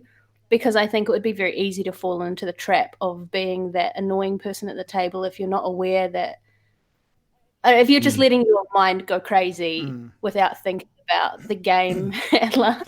Like the whole thing about how like the new player might be like, oh, I just kill everything that moves. And then you go, okay, note to self, don't be that person. What are some other suggests, like, okay, so when people say what do I need to do to prepare, they're kind of like I don't want to do anything. What's some quick advice so I don't have to go off and read a bunch of stuff or listen to a bunch of stuff? Are there any sort of... Well, that's not really preparing if you're not doing anything. No, you can prepare mentally. You can prepare mentally. You can totally... For example, someone might be thinking, oh, great, well, from what I have seen of D&D on Twitch or people streaming or Critical Role or even us, they might go, oh, great, I need to start thinking about... I'm too nervous to put voices on, but everyone seems to do voices. I'm not very imaginative, so I can't really think, how am I going to deal with miniatures, or do I need a miniature? But that came up several times in a couple of the YouTube clips I watched. Like, don't try and be Matt Mercer. Like, he's a professional voice actor, and his crew are all professionals. Like, don't hold yourself to an impossible standard either. You are learning how to play a game. Like, when you learn to play like poker or chess or whatever, you probably didn't know all the rules right away, right? Well, you didn't put the voice on as well when you were playing poker. Chess. I put on the voice of Gary Kasparovich when I first started playing chess. So, yeah, right. I remember when we started out, Reagan, with John and Storm Kings, like we had five people, God, I can't remember, who barely knew each other and literally had just been thrown in this group. And we were just kind of like, we didn't have the fancy stuff that we have now. We were literally just sitting in Whereby talking about what we were doing, and we had Roll20 to kind of do a bit of math. So it was so simple. No one did voices, I don't think. And no one did voices. We might have had a couple of silly things occasionally. I don't think anyone was dressing up in any kind of costumes. We were just sitting there talking about what we were doing. And it's developed over 3-4 years now. Yeah. Something like that. It's been a long time for us to go from point A to where we are now. It is a worry that when people's first introduction is basically, hey, this is the best of the best, you know, if they're watching someone who does it all the time. When I grew up, it was my friend's dad had the book, and me and my friend would use the books and play and just sort of imagine. And I think we were total assholes to each other. And so one person would be the DM, and we'd make a dungeon and stuff. And we're like, okay, I'll go down here. It's like, well, you didn't check for traps. And, and that's right. It's you. And you, because you'd spend ages going, yes. And it'll be like two sides, and they'd switch across and they'd chop their head off. And then they were dead. So, and then it'll be the other person's go, I guess. But that's what Dungeons and Dragons was more like, I think. It was like, you had to be fucking careful. And now there's a lot of, hey, it's a shared story, and your DM is not out to kill you. You know, he's not a 12-year-old. So there's that going for. But I think on the other end, you know, it doesn't have to be a fucking movie. Yeah, well, that's what I think. Like, that's why I'm saying, like, if you have some kind of session 0 type thing, you can, like, you could agree, like, oh, this is just going to be a campaign where, like, your character's you're gonna have heaps of characters die, and it's just going to be like really about crunching numbers and blah, blah, blah. And like, or you might agree to the opposite. But the fact is, you should know what you're getting into, because any two games might not have the same things. So it's good to know before you go in. Because it's so awkward to try and extricate yourself. Like that game I went into that was supposed to be a one-shot, and then it was all like, oh, how do I get out of this? and here you are 2 years later. They expect me to come for how many weeks? I don't want this. Yeah. I think also that there's the problem of when you come into it, as a giant book of rules, right? Or multiple books of rules. And you go, fuck, how am I going to know all this? But really, all those rules are written, and the books are getting bigger and bigger. They're written to accommodate what your imagination is. So if they say, oh, what if someone imagined that they were going to jump in and they're going to throw a rock or something, or whatever they imagine, they've tried to make rules that accommodate that. So really it should be what you want to do first, and then check the rules. You know, especially if you've got a DM already. Don't go in going, okay, well, I'm going to use this rule or something. You just describe what you want to do and say, will that work? And then basically all it does is come down to the DM says, okay, roll a d20. Oh, I failed. I was blown away. That's basically when I first joined John's group, when we played the Mad Manor of whatever, Astabar. That was like a one-off that was like 3 sessions long, I think. I was blown away, having never played D&D before, how open and immersive it was. Like, you want to do anything, you just say that's what you want to do. You don't have to know the rules. The DM will tell you if it can or can't happen. So you just be excited about playing. Know your character. Don't feel you have to create like a 4-page novel about, because novels that I read are only 4 pages. Don't write a big 4-page and they've got like cartoony pictures on them. There's a couple of really cool YouTube videos about setting up a 4-page. It's going so well. Don't worry about writing a big 4-page backstory about your character, but do if you want to. If you're only going to do a one-shot, then be as detailed as you like and make your character as flavorful as you like. But if you're going to if you're about to jump into like a year-long campaign, leave a bunch of holes that you can fill in as you play and create new stories as you go. Don't feel that you get stuck in something because it might not be what your character might want to do, because you're just going to hold yourself back sometimes. You could think of something even cooler, and now that is something your character can do. So there's not a lot of wrong ways to play. If you're playing selfishly, that's probably a wrong way to play. Can we go around and do everyone's one tip? What's your number one tip? All right, Adam, show your tip. I don't want this. Sorry, tell me your tip. Tell me about your tip. Show it. My one tip for being a new D&D player. Yes. I think it would be, don't get very similar to what Shannon was just saying. Don't get intimidated by these huge rule books, that was one of the main things that stopped me from starting. Oh, really? For a while, because I'm like, I'm going to look like a dick because I'm not going to know, and people are going to be like, no, fucking, it's a D20, you fucking idiot. I read nothing going into my first session. I did nothing, and I got Bill to like basically create my character sheet for me because I was like, I don't know how to do it. I don't know how to paint what. Well, and like literally read nothing. He made my character sheet, and I showed up, and I fucking loved it. Yeah. Well, that's after I kind of got over that and realized that I would never start if I worried about learning everything off by heart first. That's when I started, and then I really enjoyed it. And lots of times, even now, you all correct me, or lots of times you guys all tell me what a horrible fucking job I'm doing. And that's all really good for learning and stuff. So cool, man. That's really good. To be fair, we're always learning to be passive aggressive from the DM. Very well done. The lessons are coming along well.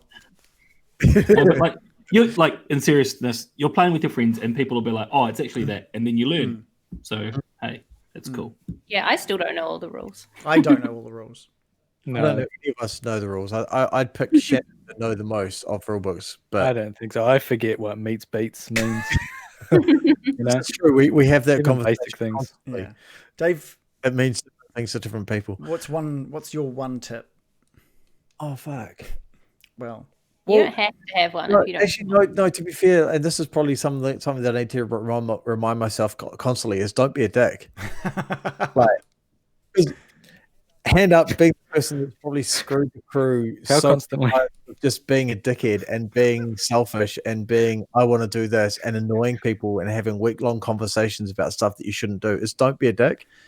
And I want to like. I struggle. There's a part of me that really wants to delve into that. That's the concept of like bigger than of one like tip, isn't it? why that's hard. What is the for you. compulsion? No, I don't want to do that. I think it's dangerous. Attacking right? Someone it's a bit of a It's and it can make people feel gross. So don't do it. Cool. That's good. That's good. And it can be. It's like what's it called? A counseling. Session. Yeah. I don't want that. I don't want that. And also, maybe a good tip is don't treat D&D as a counseling session.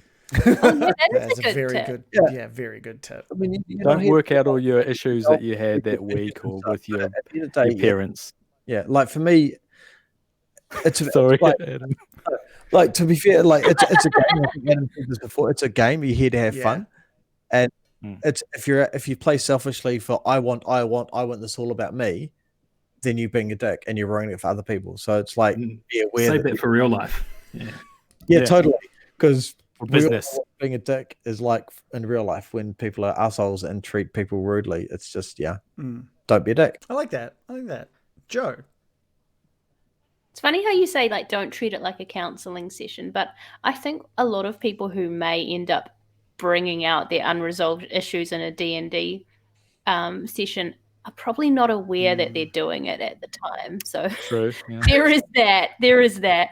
But Dave kind of took what I want to say a bit, which is just like make a character that has a mind to getting along with what the rest of the crew does, because otherwise you're just going to end up on the fringes and be like, my character doesn't care about what the heroes are doing, and you're just like, well, you're just getting yourself out of the game. You're just making a teamwork, you're kind of undermining the teamwork aspect of the game. So make sure you make a character that has a motivation to work in a team. That's a real good one as well. That's really good. There is no game without the teamwork. If you're specifically, I think you've said this, Shannon, if you've built a character that isn't ready to go on an adventure, then what are you doing? What's your... you're not actually... My character is so risk averse that they run away whenever any challenge presents itself. We're not talking about Morley. No! or Baron who hides in bushes and trees. No, but he participates. No, that's strategic. He backs off and then like casts things like Baron Byram, who was so passionate about the plight of the poor children that he demanded we go raid that windmill and do a bust. Yeah. Shannon, what's your number one tip? I would say don't stand too close to the batsman. If you do, have your mouth. Have a Perkinana. Yeah, Perkinana. Yeah, if you want a free Perkinana. Not worth it, kids. I would say, I think, use your imagination I think, and that's not like because what it just expansion on what I said about the rules is like instead just imagine what everything smells like and looks like and how other people look and how tall you are and where you are in the scene, and then ask questions of the DM as well. Say like, "Oh, well, what's over in that corner? Is there any sort of is there anything I can pick up? Or is there?" And then once you get a good idea of the scene, then you can think, "Oh, okay, what would I do?" You know, because the temptation is to look at your character sheet and go, "These are my actions. I can do." Chill touch or whatever I do free attack, but a lot of the fun stuff, not even in fights, but outside of things, if you're trying to get through a dungeon or something, if you imagine what you're doing and ask questions, then you'll do something that's more interesting than just you're actually really good at that. Playing the game. You often notice environmental cues that the DM points out that I tend to forget about in all the excitement, that he'll be like, oh, and you see like a little indent in the wall, and then I'll forget about it immediately, and you'll be like, hey, investigate the indent, and I'm like, because I always forget That's why it's fun it. sometimes they invent like I think if there's a fight and there's nothing that you can climb on, like you're really good at climbing on trees and and getting an advantage in space, but often even in these modules, they'll have a thing that's basically just a flat area, but we had an interesting one place that stands out is that one in the Lost Mines of Foundelver, where there was that creature with the one eye. Oh, the Nothic. And there was basically a ditch running down the middle and two bridges that would collapse, and there's all this stuff going on. You could hide behind a rock, and I think that once you can imagine that, you can do all sorts of stuff that's not just like basically pressing the attack button. Yeah, and that's another thing, like imagining if you see like your party member like walking down a hallway and then they like a massive axe comes out of nowhere and like chops them really badly, it's really easy to forget like that your character would be like, holy crap, oh my god, are they okay? Yes. What's going on? But like most people are just like, okay. And then like I've had that happen to me sometimes. 3 HP. Yeah. I've been like attacked and wounded, and everyone else is kind of just like, okay, what do I see? And I'm like, excuse me, I am dying over here. So what's one of the things I'm trying to do? You're good at calling it. I try, and when it gets back to the next person's turn, I really do. If I feel that they're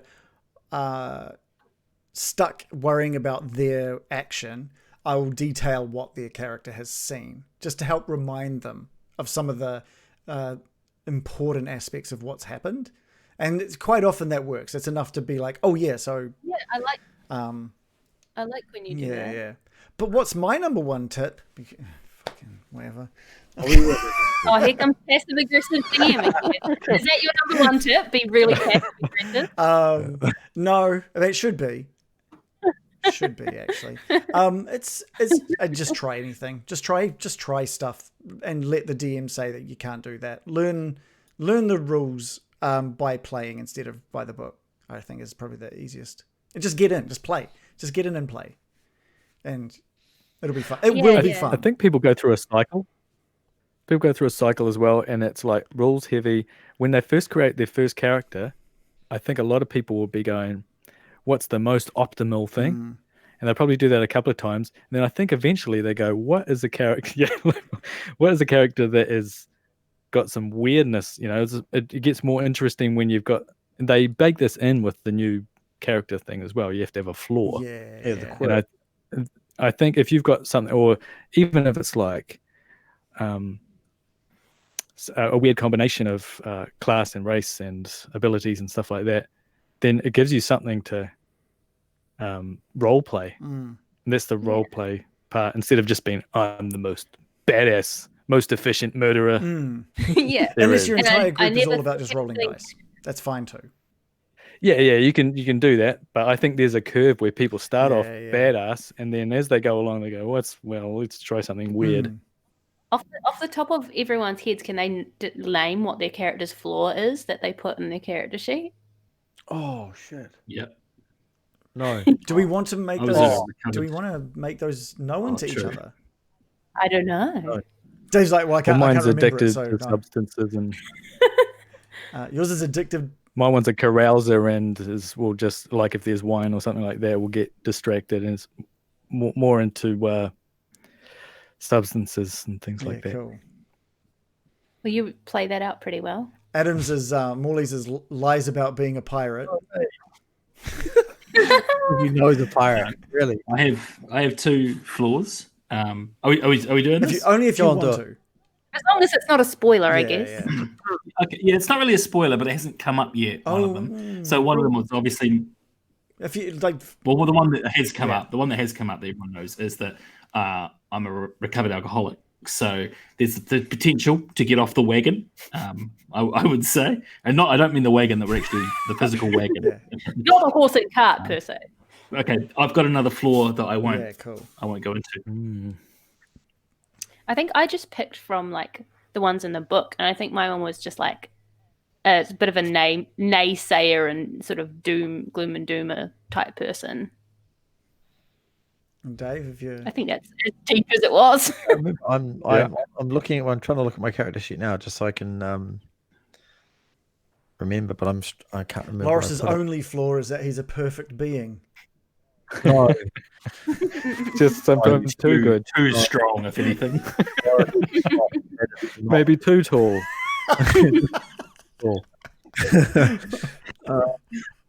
Never turned down a beating off. Is that it? A victory run. Whoa. Victory run. Yeah. Yeah, not a beating. What's a beating? Beating off. What's that bit? Jesus. You know what? What's that in reference to? I had it written down somewhere, but I don't know where I put it. Hang on. No, so I can't remember what it is. I mean, Loris is it's not funny just because I'm flawed. Like, honestly, I think I picked. On here. I did, and it's in my character sheet somewhere, but Well, it would be in the I can't remember. Yeah, But you shouldn't be playing yourself. Yeah, you should. That's what you're saying. Exactly one of my personal flaws is that when I play a character, it picks up on a part of me. Like, Reagan. But do you remember it's called a role playing game? It is a role play, but like even a role play is part of your own person. For me, You can do what you want. I'm just saying, yeah. So both the characters that I play with Reagan have amplified a personality trait of my own, or the reverse of. I think you do have to have some traits that are relatable to you as a person. So yeah, I can't remember. You shouldn't be your character. That's dangerous. Dangerous road to take. Yeah. I am my character. I think I put it in the character sheet, Reagan, but I can't find it on my phone. I can't find it there. That's okay. Great. There was some other stuff we wanted to chat about. I think you had a really good list there, Adam. I'm just going. Yeah, I'm just bringing it up now. So the most you got it here. The most tension-filled moment so far. There have been so many. For my one, like I found pretty much the whole time in the Death House at the start real tense, and I was just convinced that we were gonna meet our ends before we even got out the front door. I like how you keep calling it the Death House as well. It is canon. It is canon now. Death House.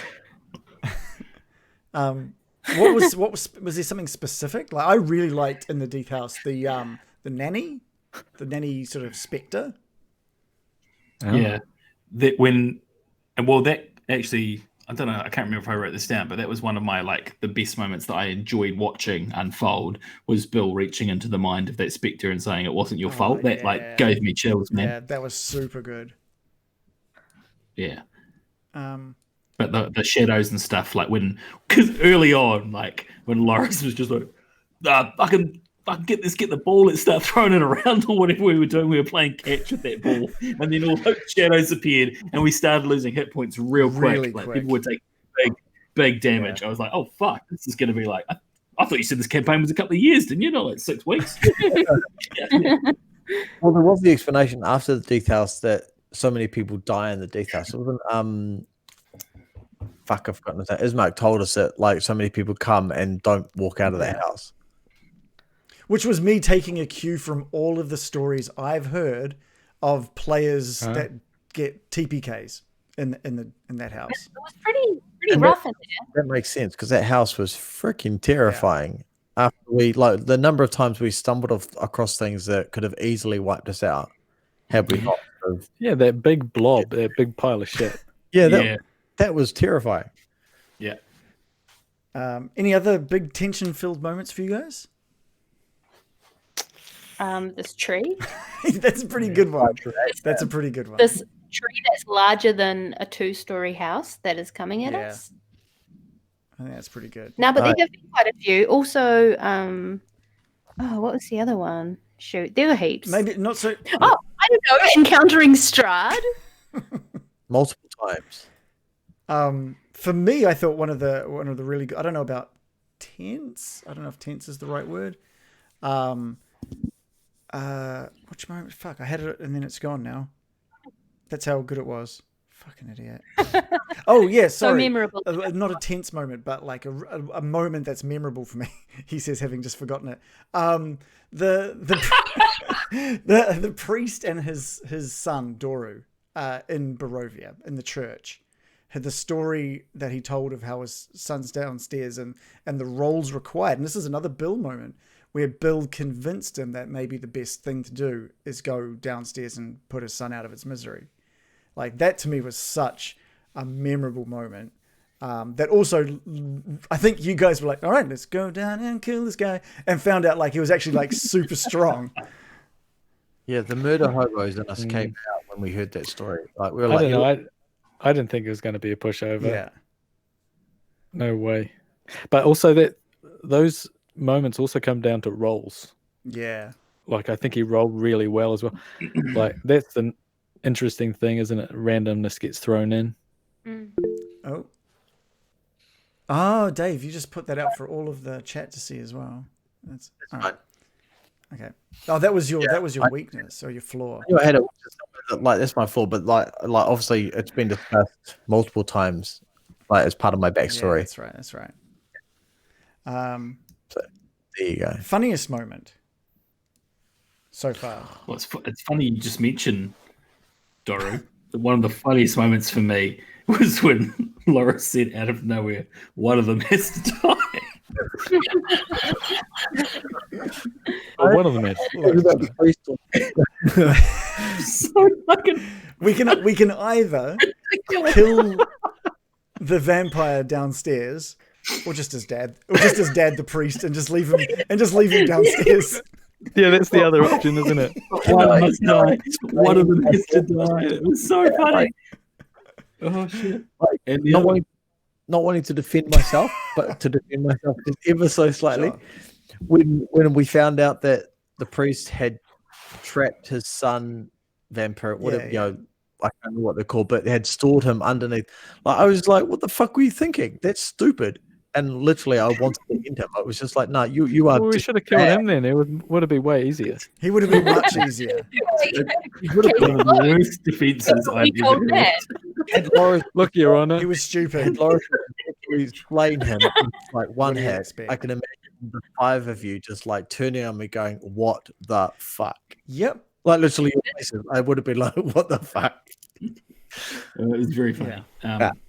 And the other funny moment for me was when I tried to pull off quite a heartstringy moment with Ismark saying, "I'll, make sure take my cut of the escort and give these children a future," and then Baron just went, "2 gold and a jacket."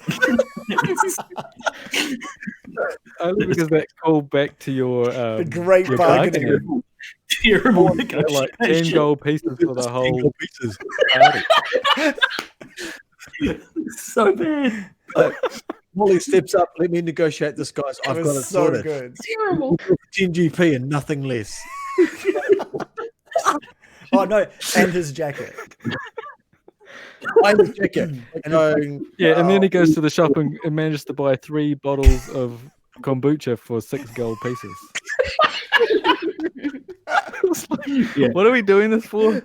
We get like 4 bottles of kombucha for this whole campaign. The whole campaign is with 4 bottles of kombucha. Anyway, those are good moments. It's good to see where Molly's priorities lie. Oh shit! I do remember that Laura saying he's beating something off now. Anything. So much that I have said. That was recent. I'd forgotten your all turn about of it. phrase, Dave, is like so magical sometimes. Letting off its nut. Letting off its nut. That got like some amazing laughs at the time. Oh my god.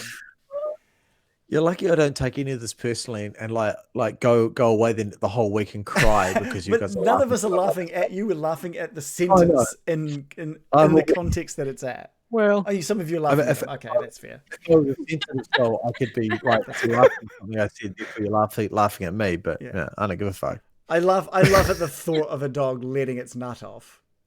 Yeah. Do you? Just in general.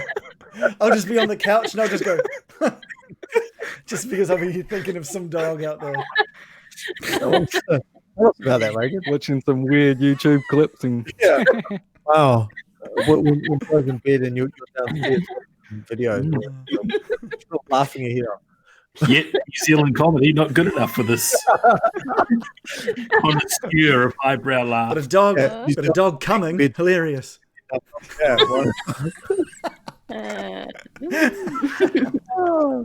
it's timeless.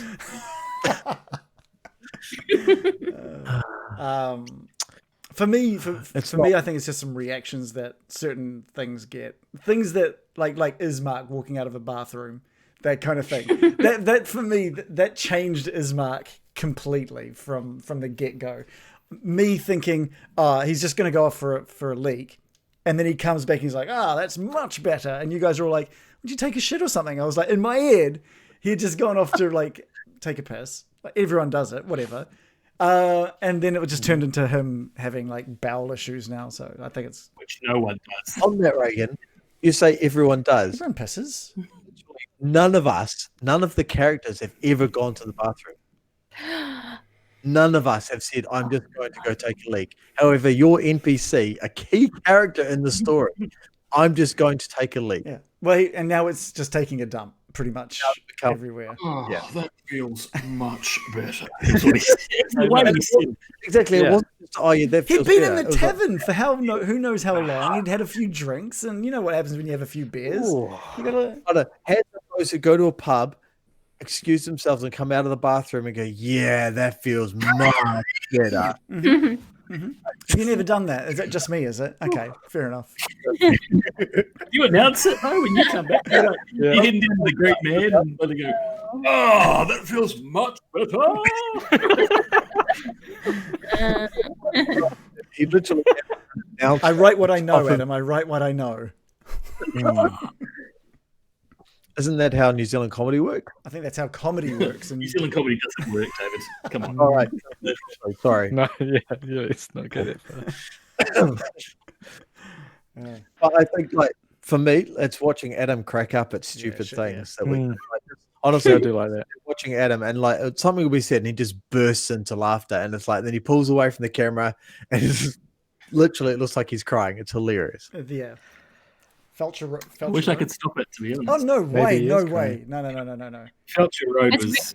It's very infectious. It's very infectious. My favorite moments are just when someone just says some little thing and then it just builds into this big thing. Like when we were talking to Irina and Byram's like, have you thought about wearing a collar? Doing this big thing about like what kind of collars she could wear and like how we're gonna trip Strahd by strapping pies to her neck. And like just all the little things that build into ridiculous. Which reminds me also of like Bill asking like characters the most random things, like complimenting their efforts of building their dad's coffin. Completely inadvertently about a character like, why are you saying this, Bill? I know, I don't understand where it comes from. No. yeah, Bill, no.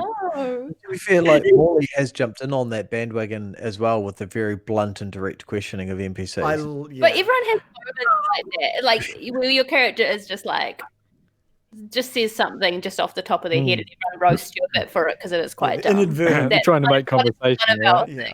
It's the ridiculousness of video game conversation, but we're all sort of like role playing. Is this like what's your patron saint of there? yeah, motherfucker, quiz time. Yeah. That pops into your head, and it's Which would be fine. Yeah, totally. But if it's the first thing you say to someone, I would do that if I was visiting a church and the father, the pastor, was there. I'd say, and he said, "Oh, this is welcome to Saint Monica's." I'd be like, "Oh, who was that? Tell me more about the history of the place." That's fair. But it wasn't. See, if you'd said it like that, that would have been, oh yeah, that's cool. It's just, it's like, so tell me about. It was really blunt and direct. I remember exactly how it went down. I went, "What's he the saint of then, Father?" Yeah, no. I think it was fine, but everyone just kind of like misconstrued it, and then again, it was inadvertently funny. It was just. And I think it's also been primed because we were like saying it's like a Catholic church and stuff beforehand. Sure. Which is weird that they have all this. They're grabbing all this Gothic imagery and Catholic imagery and stuff, but then they go, "Oh no, it's Saint Andrew." Yeah, it's completely different. And then they go and use like Burgomaster. It's like just make it just another word instead of saint, I guess. Is that a real thing? Burgomaster is a real thing. Burgomaster. Yeah. It's a German thing, isn't it? Stuff that you guys loved and stuff that you didn't enjoy as much. This is gonna be. Am I gonna take any of this personally, guys? Is it the DMing that you don't like that much? Reagan's DMing. I like it. Things that I love. Playing my character, things I didn't love. No one must insult. Put it back in the fridge. It's gonna melt. What are you doing? It won't melt. It don't melt. No. I'm eating it. My baby. I'll look out. Yeah, that's so good. You've eaten it, man. You've done all right. You've eaten the equivalent of like 1 1/3. Kit Kat Chunkies. I was like, that's not that much. And I'd eaten mine by the end of the stream last week, so you guys That's fantastic. Yeah, and there's 2 of you. Maybe I'll just go on mute and see how far I can get. So things we've loved and hated. No, so things I love. Let's not talk about hate. Things you didn't like as much. Okay. I actually don't want to know what you hate. Let's not talk about the hate side of things. I enjoy how we sidetrack off so many things. Like we can sit there and talk about shit. Like we're in the middle of a game and we diversify onto these random topics, and we'll sit there and go, "Oh shit, we're actually supposed to be playing a game because we've been chatting about, I don't know, the color of a frog or how strong a frog is for 15 minutes." I think that's hilarious. Cool. It's random. Yeah. It's great fun. It just makes it entertaining. Cool. Nothing else we love, guys. Cool. Let's talk about this. You didn't say what he didn't like as much now. No, there's nothing. Well, no, there's things I don't like, but it's got nothing to do with it's me. It's not you. I don't like. If you want to talk about it, feel free. If there's things that we can do to improve those moments. Session. No, see, it's me taking shit personally when I don't need to. So it's all about. That's fine. Okay. Let us know when you do take something personally, and we can just talk through everything personally. You don't want to do that, dude. It's just a game, dude. Maybe you should hold up a thing like taking it personal, not taking it personal, like as it's happening. Yeah. I don't want you to come away from any. I don't want any of us to come away from any of the sessions like being like, "Fuck that group of people," and I don't want that. So for example, when you guys laugh at shit that I say when I'm saying something stupid, like if I say something really. Like I say something and in my head it goes blah blah blah blah, and it comes out and you guys crack up. I take that personally. I then listen back and go, "Oh yeah, I sounded like a complete twit," and then crack up laughing at it. People accidentally saying stuff or coming out wrong. That adds to it for me, and we all do it. Like every Dave, there are moments. There are moments where I don't think people could, especially New Zealanders, could write comedy that good.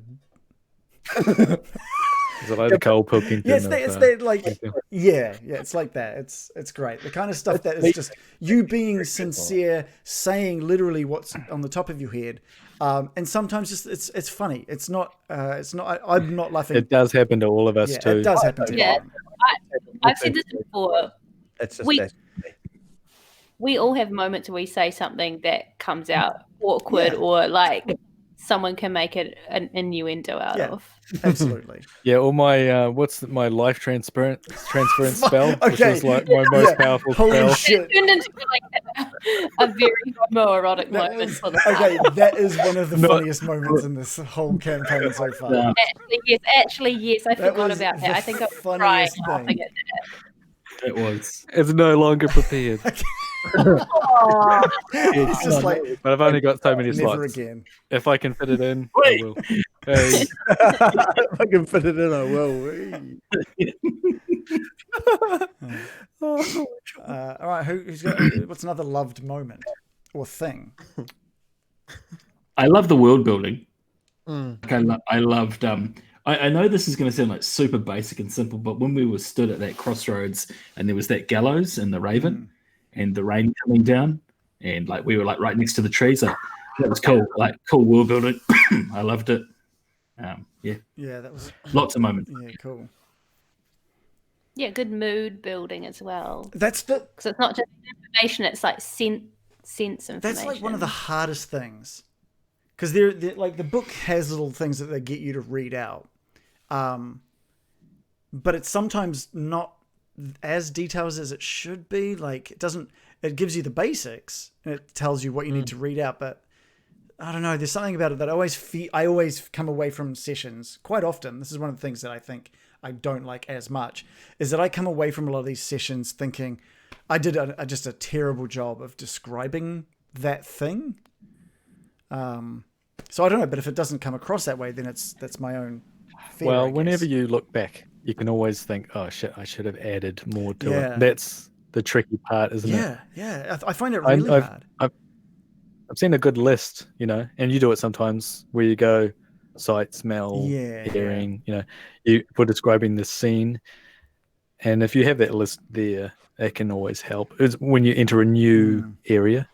It's really hard. I find the moments where I do that best is where I can picture it perfectly. I understand what they're detailing and I can see it perfectly. And that's where I kind of get more descriptive and I come away thinking, nailed that part. Like the gallows again, that part it's a very visual moment. Like you can see it. You can see on this hill with the gallows and the trails heading down the hills and the trees and everything and the rain coming down.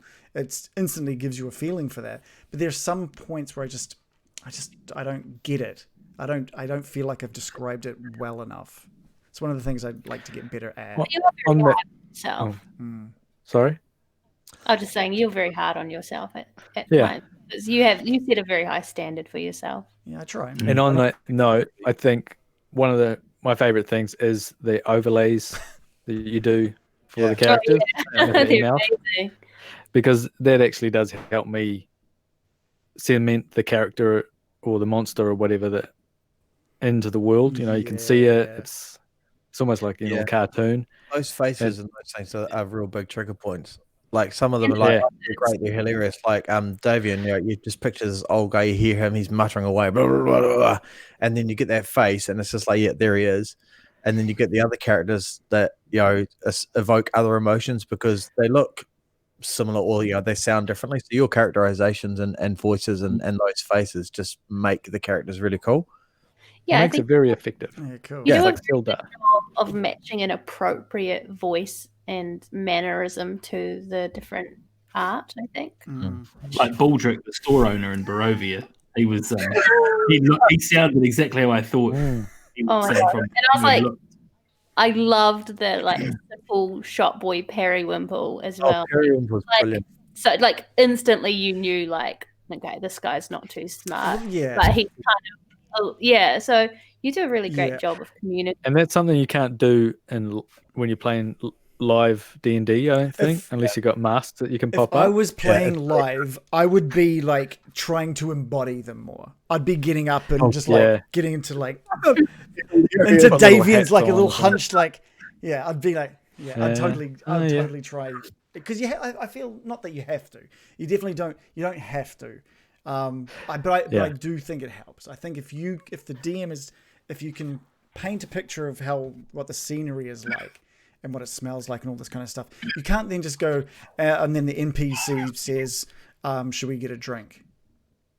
But on the other hand, because just in regards to that old question, it's like where people aren't sure where to start and they're worried about putting voices on or something, you can also like just use your words for describing. Totally. And you can say they have a withered old croaky voice, they're stooped over, and so that's another way. If people are worried about, hey, I don't want to be acting, I just want to play a game, because that's, you know, a lot of people's stopping point so they don't play D&D. You can just really describe things. But I love the way that you do it. Oh, that's cool. That's really cool. I love creating, like, finding the right overlays, and like I literally just like look at them and I'm like, what would you sound like? Just try and have a bit of a play with a few voices. It's fun. It's a lot of fun. I think like the reactions that those characters evoke from us as players, like, you know, they trigger different things from us. Like, you know, so some characters are like, oh, that's really cute. You know, he's really adorable little, you know, kid going, oh, adventures.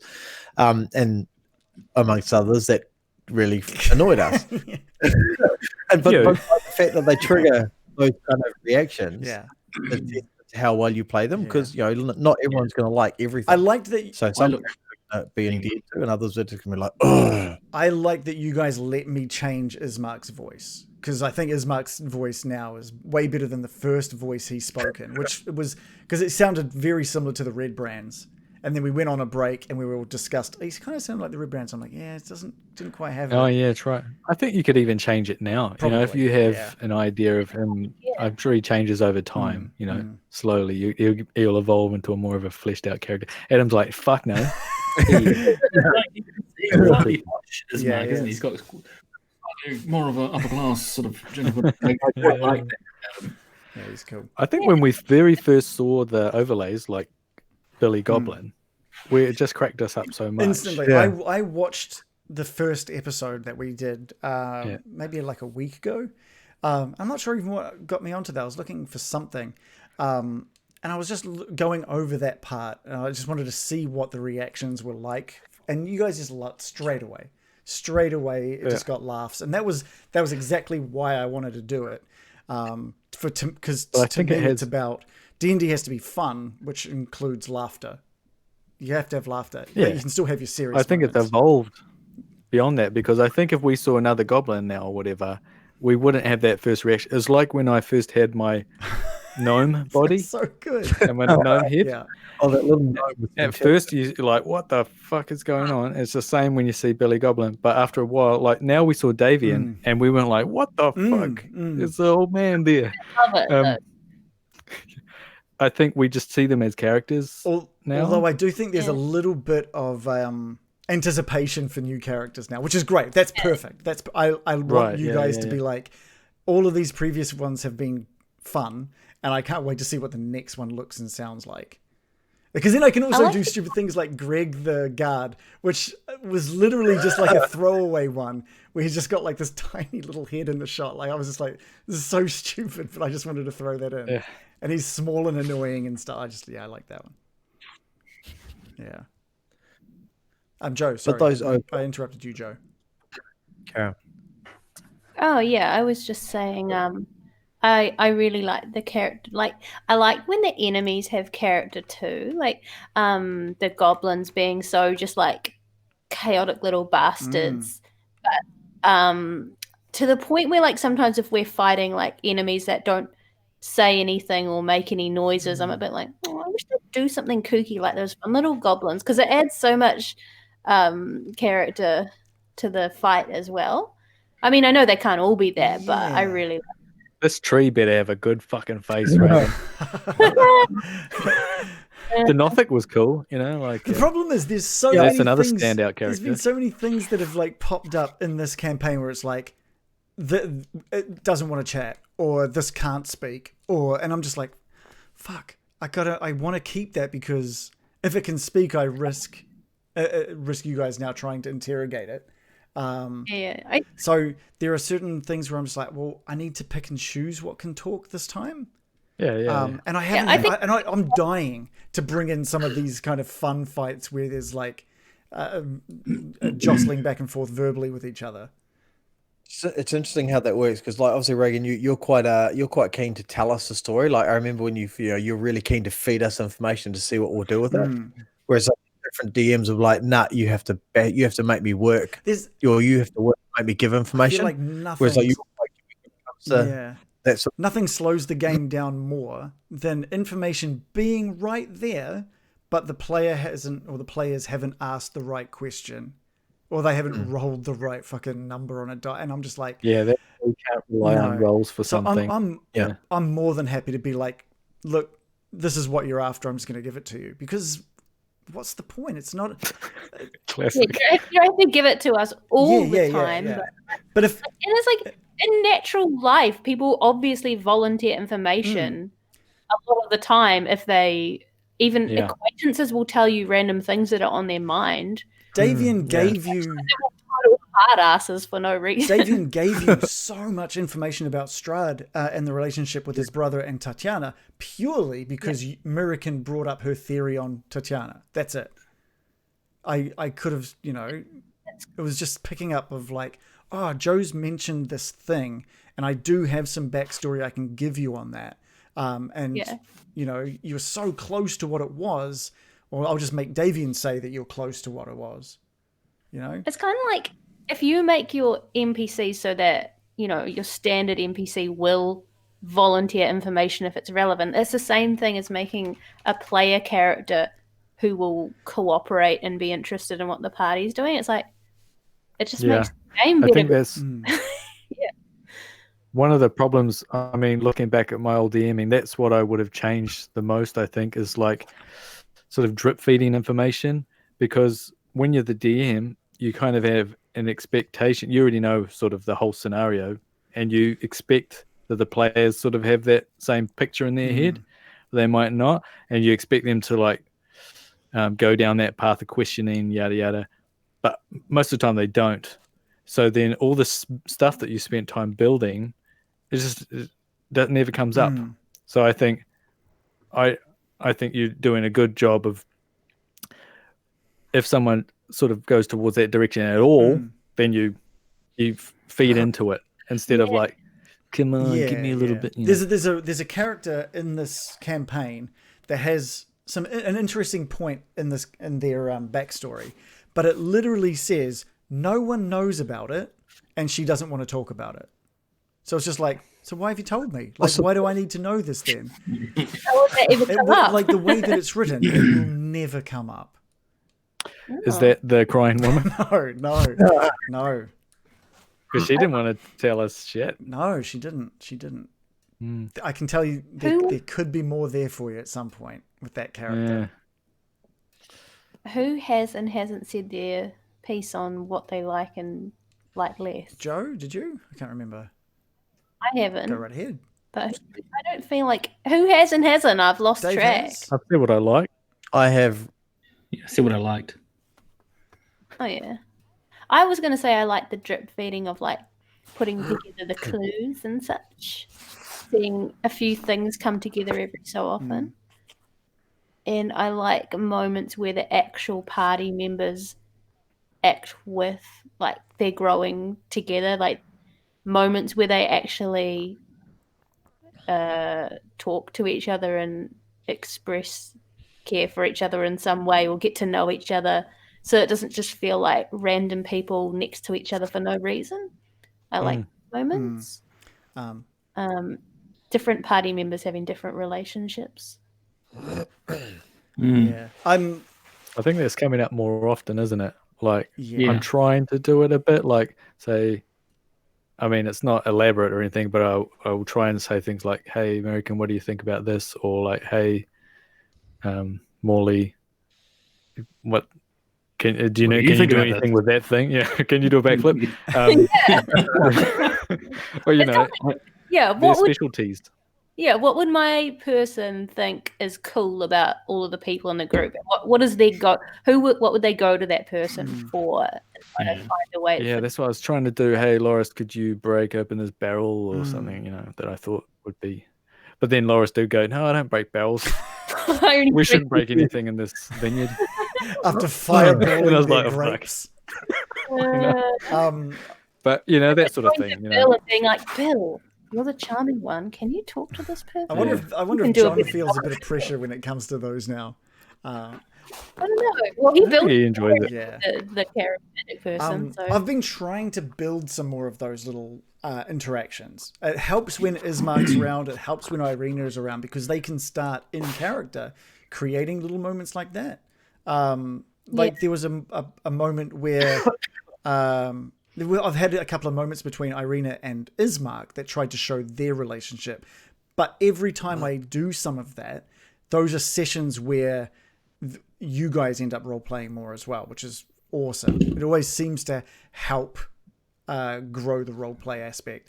And it's also things like being like, oh, well, Morley's going to take Irina up to the bedroom, right? Get her to sleep so they can whatever.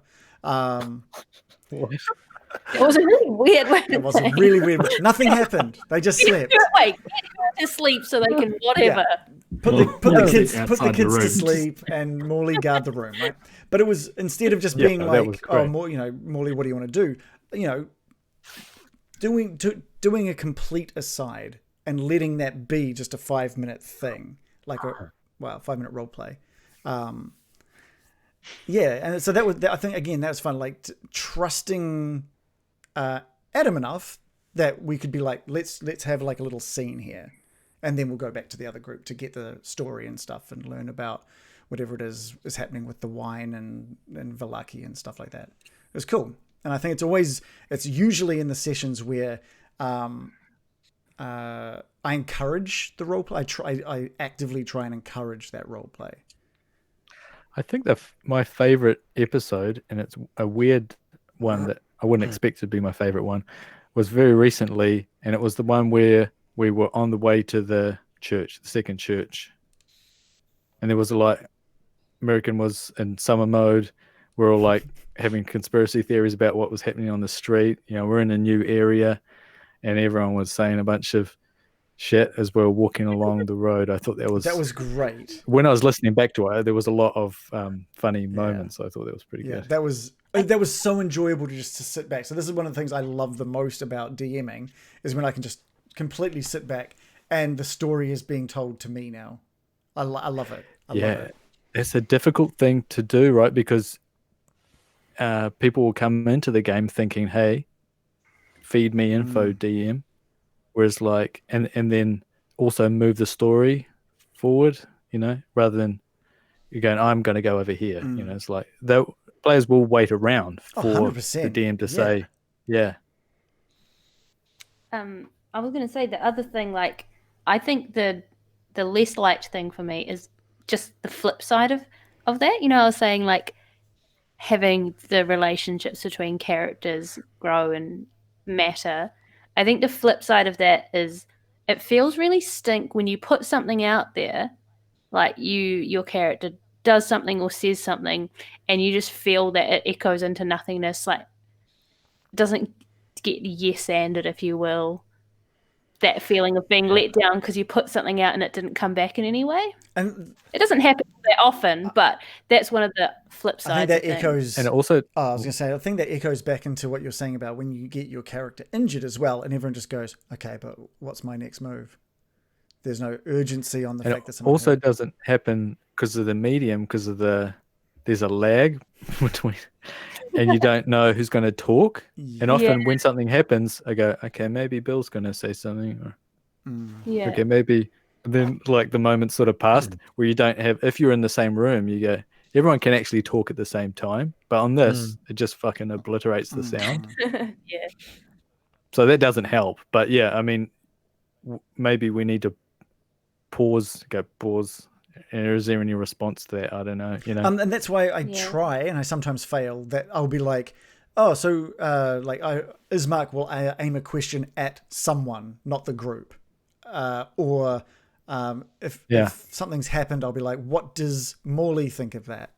Yeah, that's cool. That I think is absolutely fantastic. Please keep doing it. Is when you watch someone who hasn't had a say in a bit or whatever, and you go, "What's Loris up to at the moment?" Or what do you reckon think of that?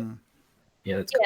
And if someone interacts with your character, just keeping in mind that you don't want to just be like no to whatever they say, or just be like my character isn't interested and walks away, or just doesn't pick up on any thread of what they're trying to put down.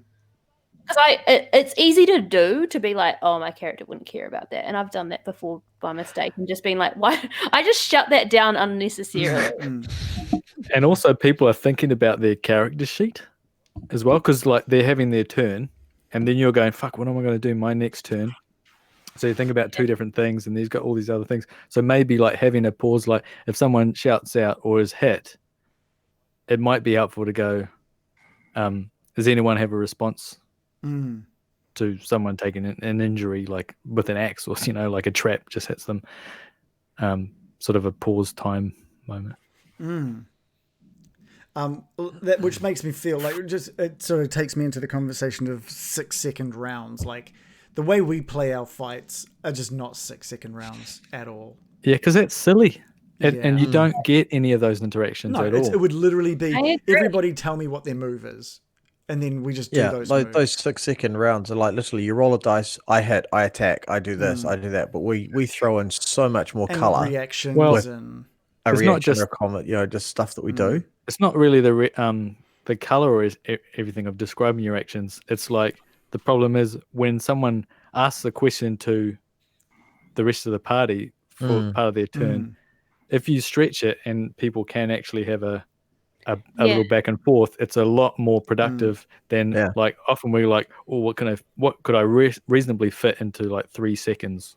Yeah. And then you don't get any sort of role play during a fight. Yeah. It's not possible. Like when Morley was like, whoa, those fireballs was amazing. If you were playing it like it was all happening at once, it would just be like, oh, he's too busy with his crossbow. He wouldn't say anything. Yeah, he wouldn't have seen them. Because he's doing his move. He's doing his move at exactly the same time as everybody else. Just doesn't really work. I don't really get that as logic anyway, because it could be your turn to attack and then you get hit by something, it takes you down 20 HP, and then the next person in your party who's acting at the same time as you and the person attacking you can heal you, even though they wouldn't know you've been hurt at that point. Yeah, and it really is just a game mechanic thing, and they're also trying to limit you going on for a full soliloquy or something like that. Yeah. But it's like a rule of thumb, right? Yeah. But we need to, if we want to have those fun interactions or respond to someone getting hurt, we have to sort of disregard that. Yeah. That's why, like, when it's things like this spell lasts 1 minute, I almost would rather it say this spell lasts 10 turns instead of 1 minute, because in the old D&D isn't a turn is 10 rounds. Oh, right. Just to confuse things. That's interesting. Yeah, something like that. A round lasts 6 seconds and there's 10 rounds. That's 60 seconds, ergo a minute. Yeah. Right. Yeah. Okay. That's why I sometimes remembering with like rage, because it lasts a minute or it lasts, like it gives you a time frame. It's like, fuck, how many turns has this been to say that my rage is still on? Often it doesn't matter because the battle ends beforehand. Yeah. But it's really hard to remember those sort of things sometimes. Because like in reality, some of these big battles you guys have had has lasted like 18 seconds. Yeah. And yet it's taken a big battle, 18 seconds.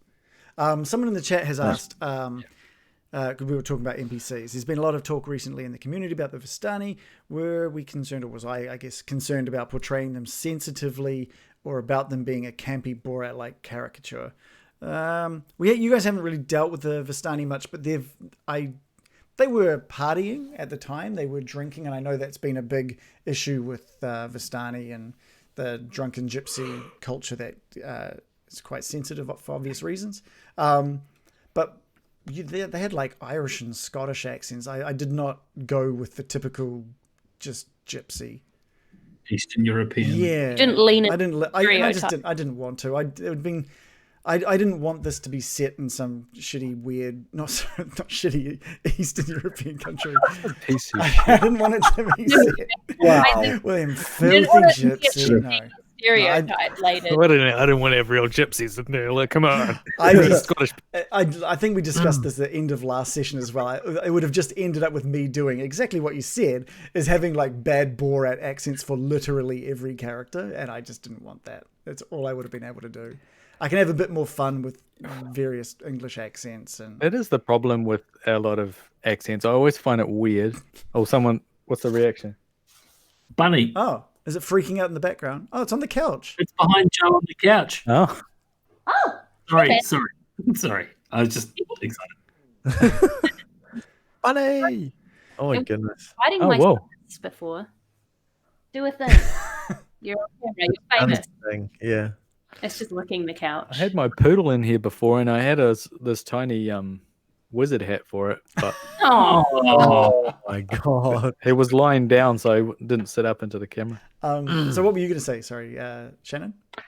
I don't know, just some confused ramble about how dwarves are always Scottish. Yeah, I always find that weird. It's just they don't need. I was reading something about like cliches and how they work to help tell stories. They're like stereotypes and cliches. Yeah, absolutely. Totally help. And if you subvert them, you can almost confuse consumers if you subvert those. Yeah, you don't. It comes with all its backstory pre-baked. Yeah.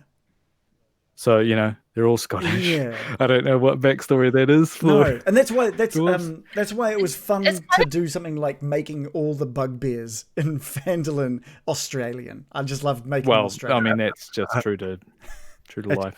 Character. I think it makes it easier because I mean, as a DM, you're not going to make up original accents for every single. Yeah. But I think that's the problem with accents, because you are grabbing. Then that's what they're talking about. Why you have a problem with doing a whatever sort of generic East European accent that you can think of, is because it's grabbing that baggage that has been made fun of for centuries, and gone along with these caricatures, and you're popping it on top of this thing you don't really know much about, and it's in a fantasy world, and all it's doing is grabbing. Hey, they're drunk. And they're travelers and yada yada, all the negative stuff that outside knows about it. You're not grabbing any of the stuff that is true. So then you go, oh fuck. Okay. Before you know it, you're got a massive racist.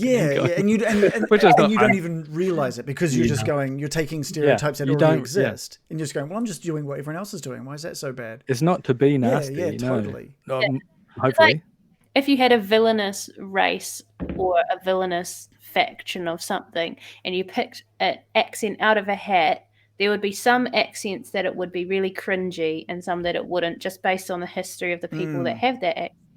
And you just have to accept that because you don't want to end up it seeming really insensitive and bullying to people who have had in history really bad things targeted on them, And it probably wouldn't come up if you were just set the whole place the whole campaign in one place, and they've all got the same accent, because then you've got a whole range of characters that are good and bad with all different personalities.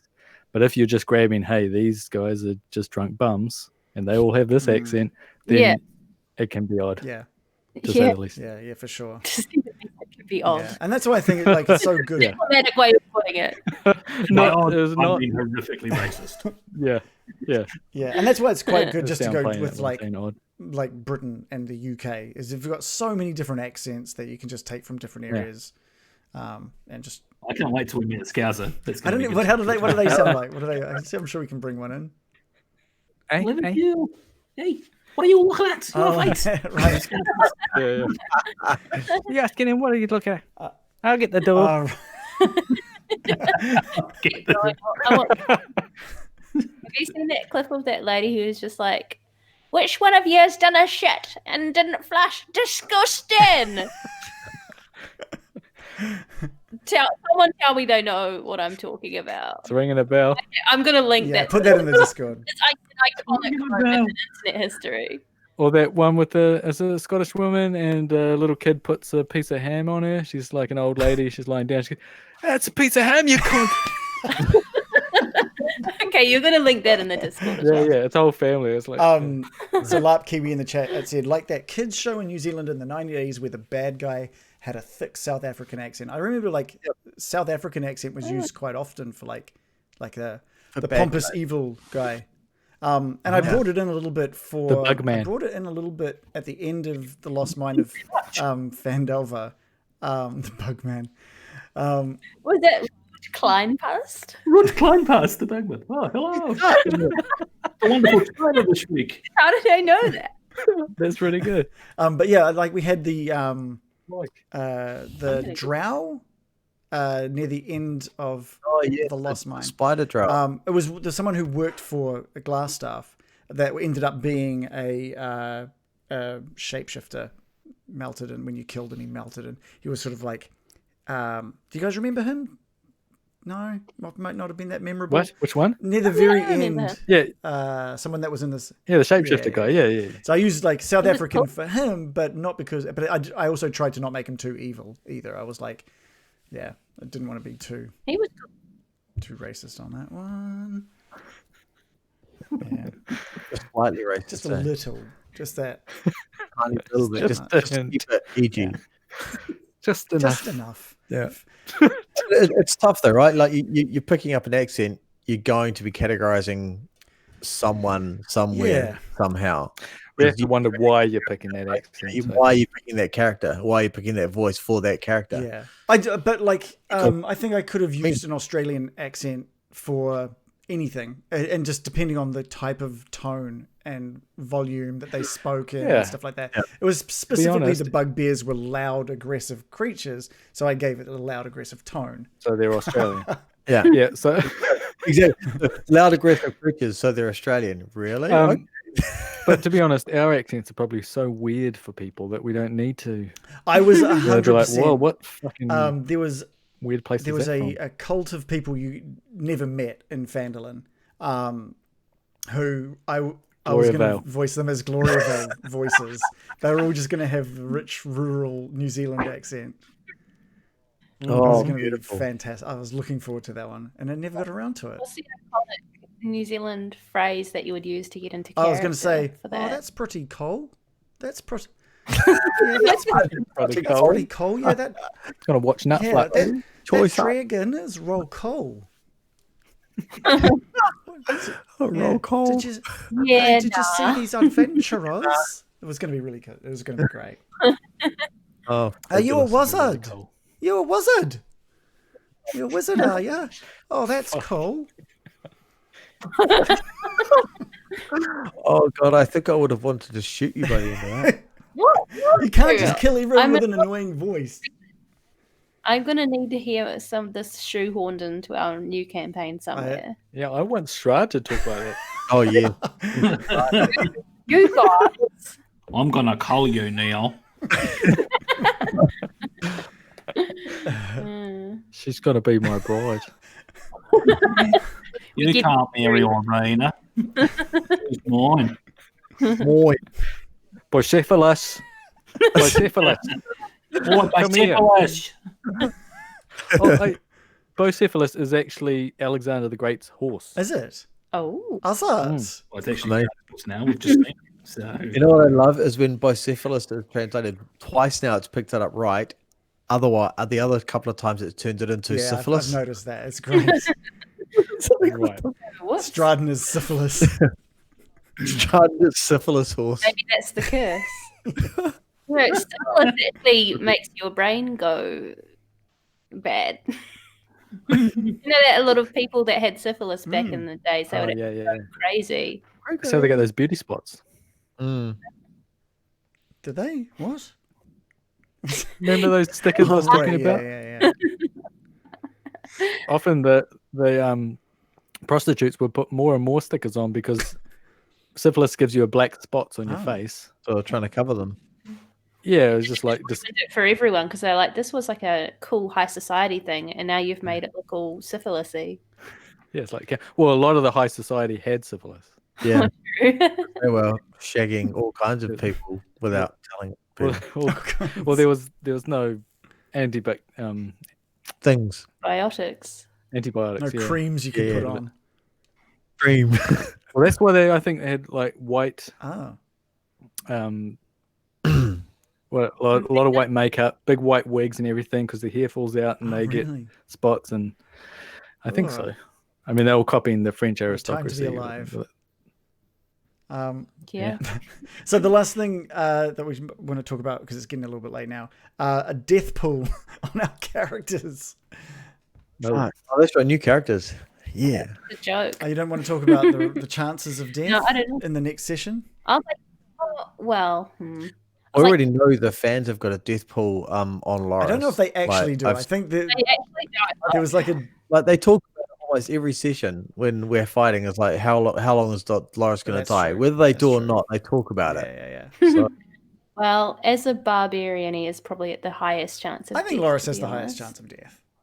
oh, absolutely, and he lives by that. You know, he like I'm totally. I'm actually really happy if Loris died. Like if he goes in and fights, no, I would be stoked if Loris went in and died in battle, because he would be stoked if he died in battle. Died, gone, never coming back.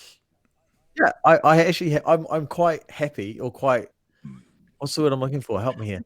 I'm quite like realistically okay with Loris dying forever in battle. So if he charged in, battled, and died, and no one could save him, but he ended up saving the party or whatever, Loris would die happy. What if he just died and didn't save the party and just As in, like, I mean, Loris, how multiple times I've had death days, but Loris smells toast, but there is no toast cooking.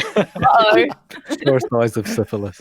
I'm perfectly ready for Loris to die in battle and never come Are you back. talking about like a death that would get you into Valhalla or something like that? That sort of warrior's death. Like the Vikings earlier, any death in battle is a good death. Right? Dying by death, good death. not if you trip, Dying if you trip slip over and chop your head open. Is that because you don't want to play as Loris anymore?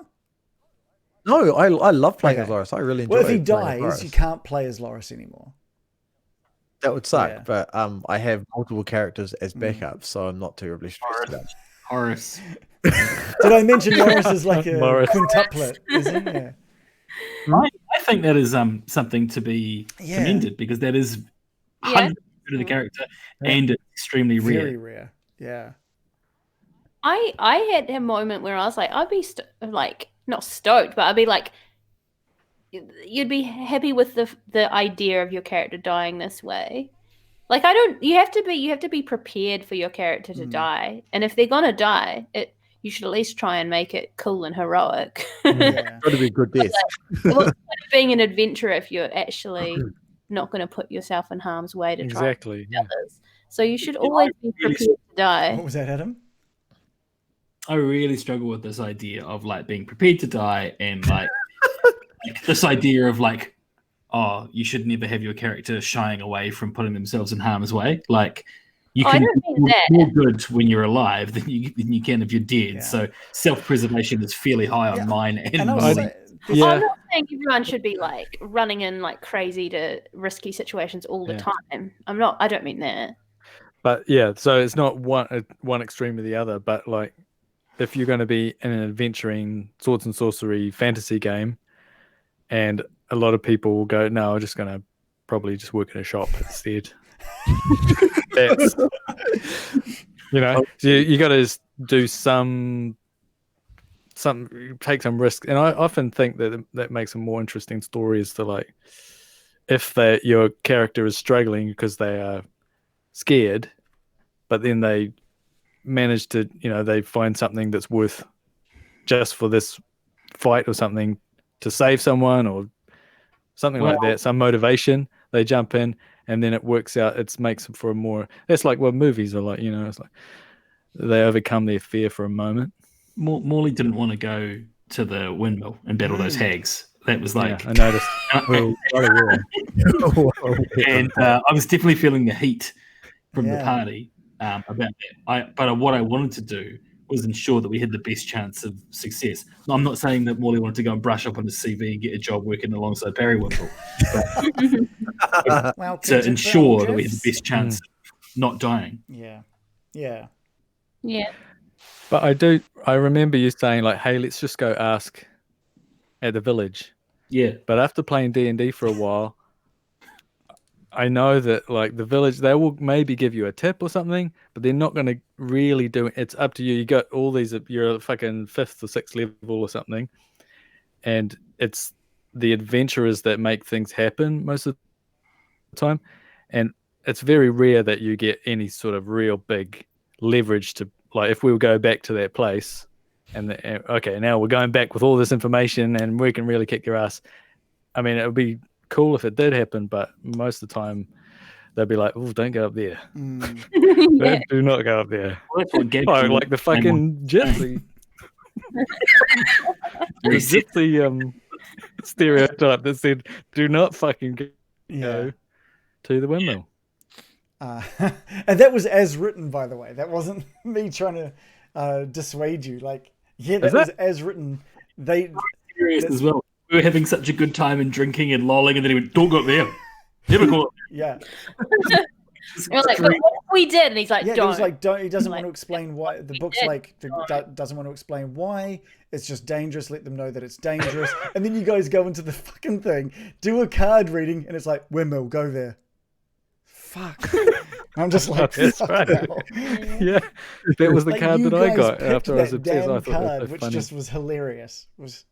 So what I was going to do to sort of coax you that way, even if you hadn't picked that as a card, because you guys picked that, would have been you guys seeing that little cart that was being pushed around that Baron saw outside the windmill as you passed it. That would have been the cue to be like, all right, we need to go in there. Yeah. Can I just say that the way you did that card reading was absolutely brilliant. I looked at that the other day as well, just because the way that came off was so cool. There was a conversation in the DMs for Curse of Strahd Facebook group, and they were like, "How do you do this online? How do you just fudge it? Do you just get your own cards ready?" And I was like, "Feel free to take a look at what we did because it was awesome. The players just really, really enjoyed the fact that they were the ones dictating it. I can't state that enough. I didn't fudge any of that card reading. Everything that happened in that card reading and the where it's pointed you towards is all because of the cards you chose, which is just so cool. Such a cool moment. We should go get another one. Yeah, we need to go back. We need to go get another reading.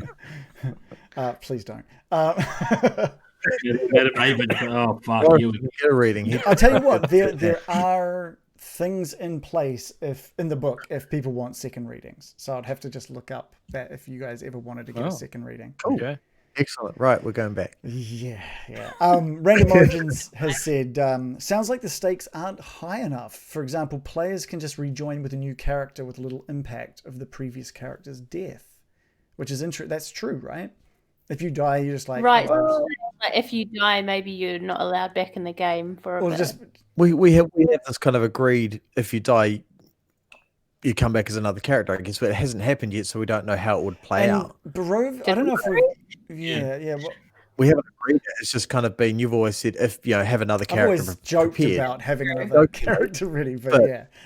Jokingly, but I'm sure, it's like... did die, how we've never really discussed it. The thing would be how I work something like that in. You guys have been brought here together at that one point in time when no one else is getting really in and out of Barovia. So I'd have to find a way. I've already got something planned for Sig if Reese decides to join back in at some point with Sig. I've already got that planned, and I'm very excited to roll that out if Reese jumps in. I wonder if when players die, if that's often a leaping point for that person to just take a break from the game. I can imagine it could be. Yeah, I know that there was a point, I think where if it. American died, you were just like, yeah, I'd be taking some time off. I know that there was a point there. It would come down to the individual person for sure. Well, Random Origins has said, I think we go Yakuza style and character dies, lose a finger. So I think he's saying the player. Yeah, if you want to jump back in with a new character, you got to cut a finger off. Yeah.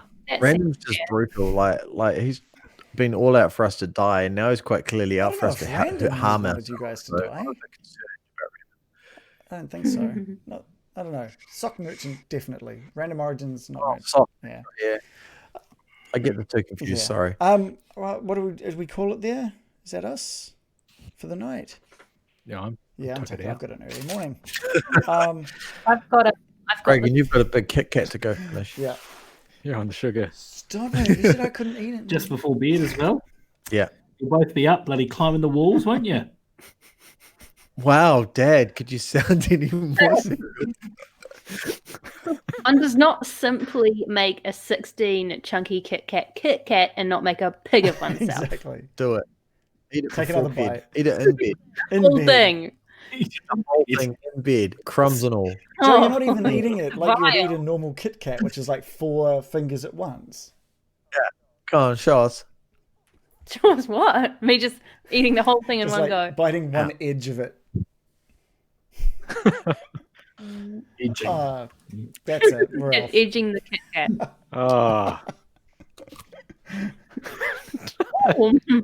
Getting some good sound on that bite. It sounds like you're eating an apple.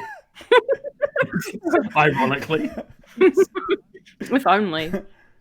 Well, that's a 16 Kit Kat a day. My one's in the fridge, actually. Yeah, there's one each. Oh, Bunny's going crazy. All right. Bunny wants some. I had a big lemon, but it wasn't that big. A big lemon. I want to see this big lemon. When it came in the shopping, I was like, "That's a big lemon," and I immediately, of course, started thinking about, "Can't wait to show this off to the group." But the more I looked at the lemon, the more I was like, "Oh, it's maybe 10% bigger than average." Hold it close to the camera. You're getting excited about the food. I like it. It's good. Next week. Yeah. Next week. All right. Well, if you've been watching and you've been liking what we've been doing here tonight, which is just talking about D&D in general, we'll be back to our normal sessions of Curse of Strahd next week. John will be back, and we can see what happens with this massive tree creature chasing the team down the hill. But give us a follow if you've liked what we've talked about tonight. Come and join us in our Discord, which Random Origins has just given the link to. And feel free to catch up on our stuff either through YouTube or Twitch or podcast format. They're all there. Yeah, thanks. And yeah, Joe, have you got your car ready to drive off in? Funny you should say that. Come on, do it. Yeah, there it is. Okay. Good night. We'll be back next week, the same time. But yeah, Curse of Strahd next week. So thank you so much. Love you all, especially the subscribers. Good night, everyone.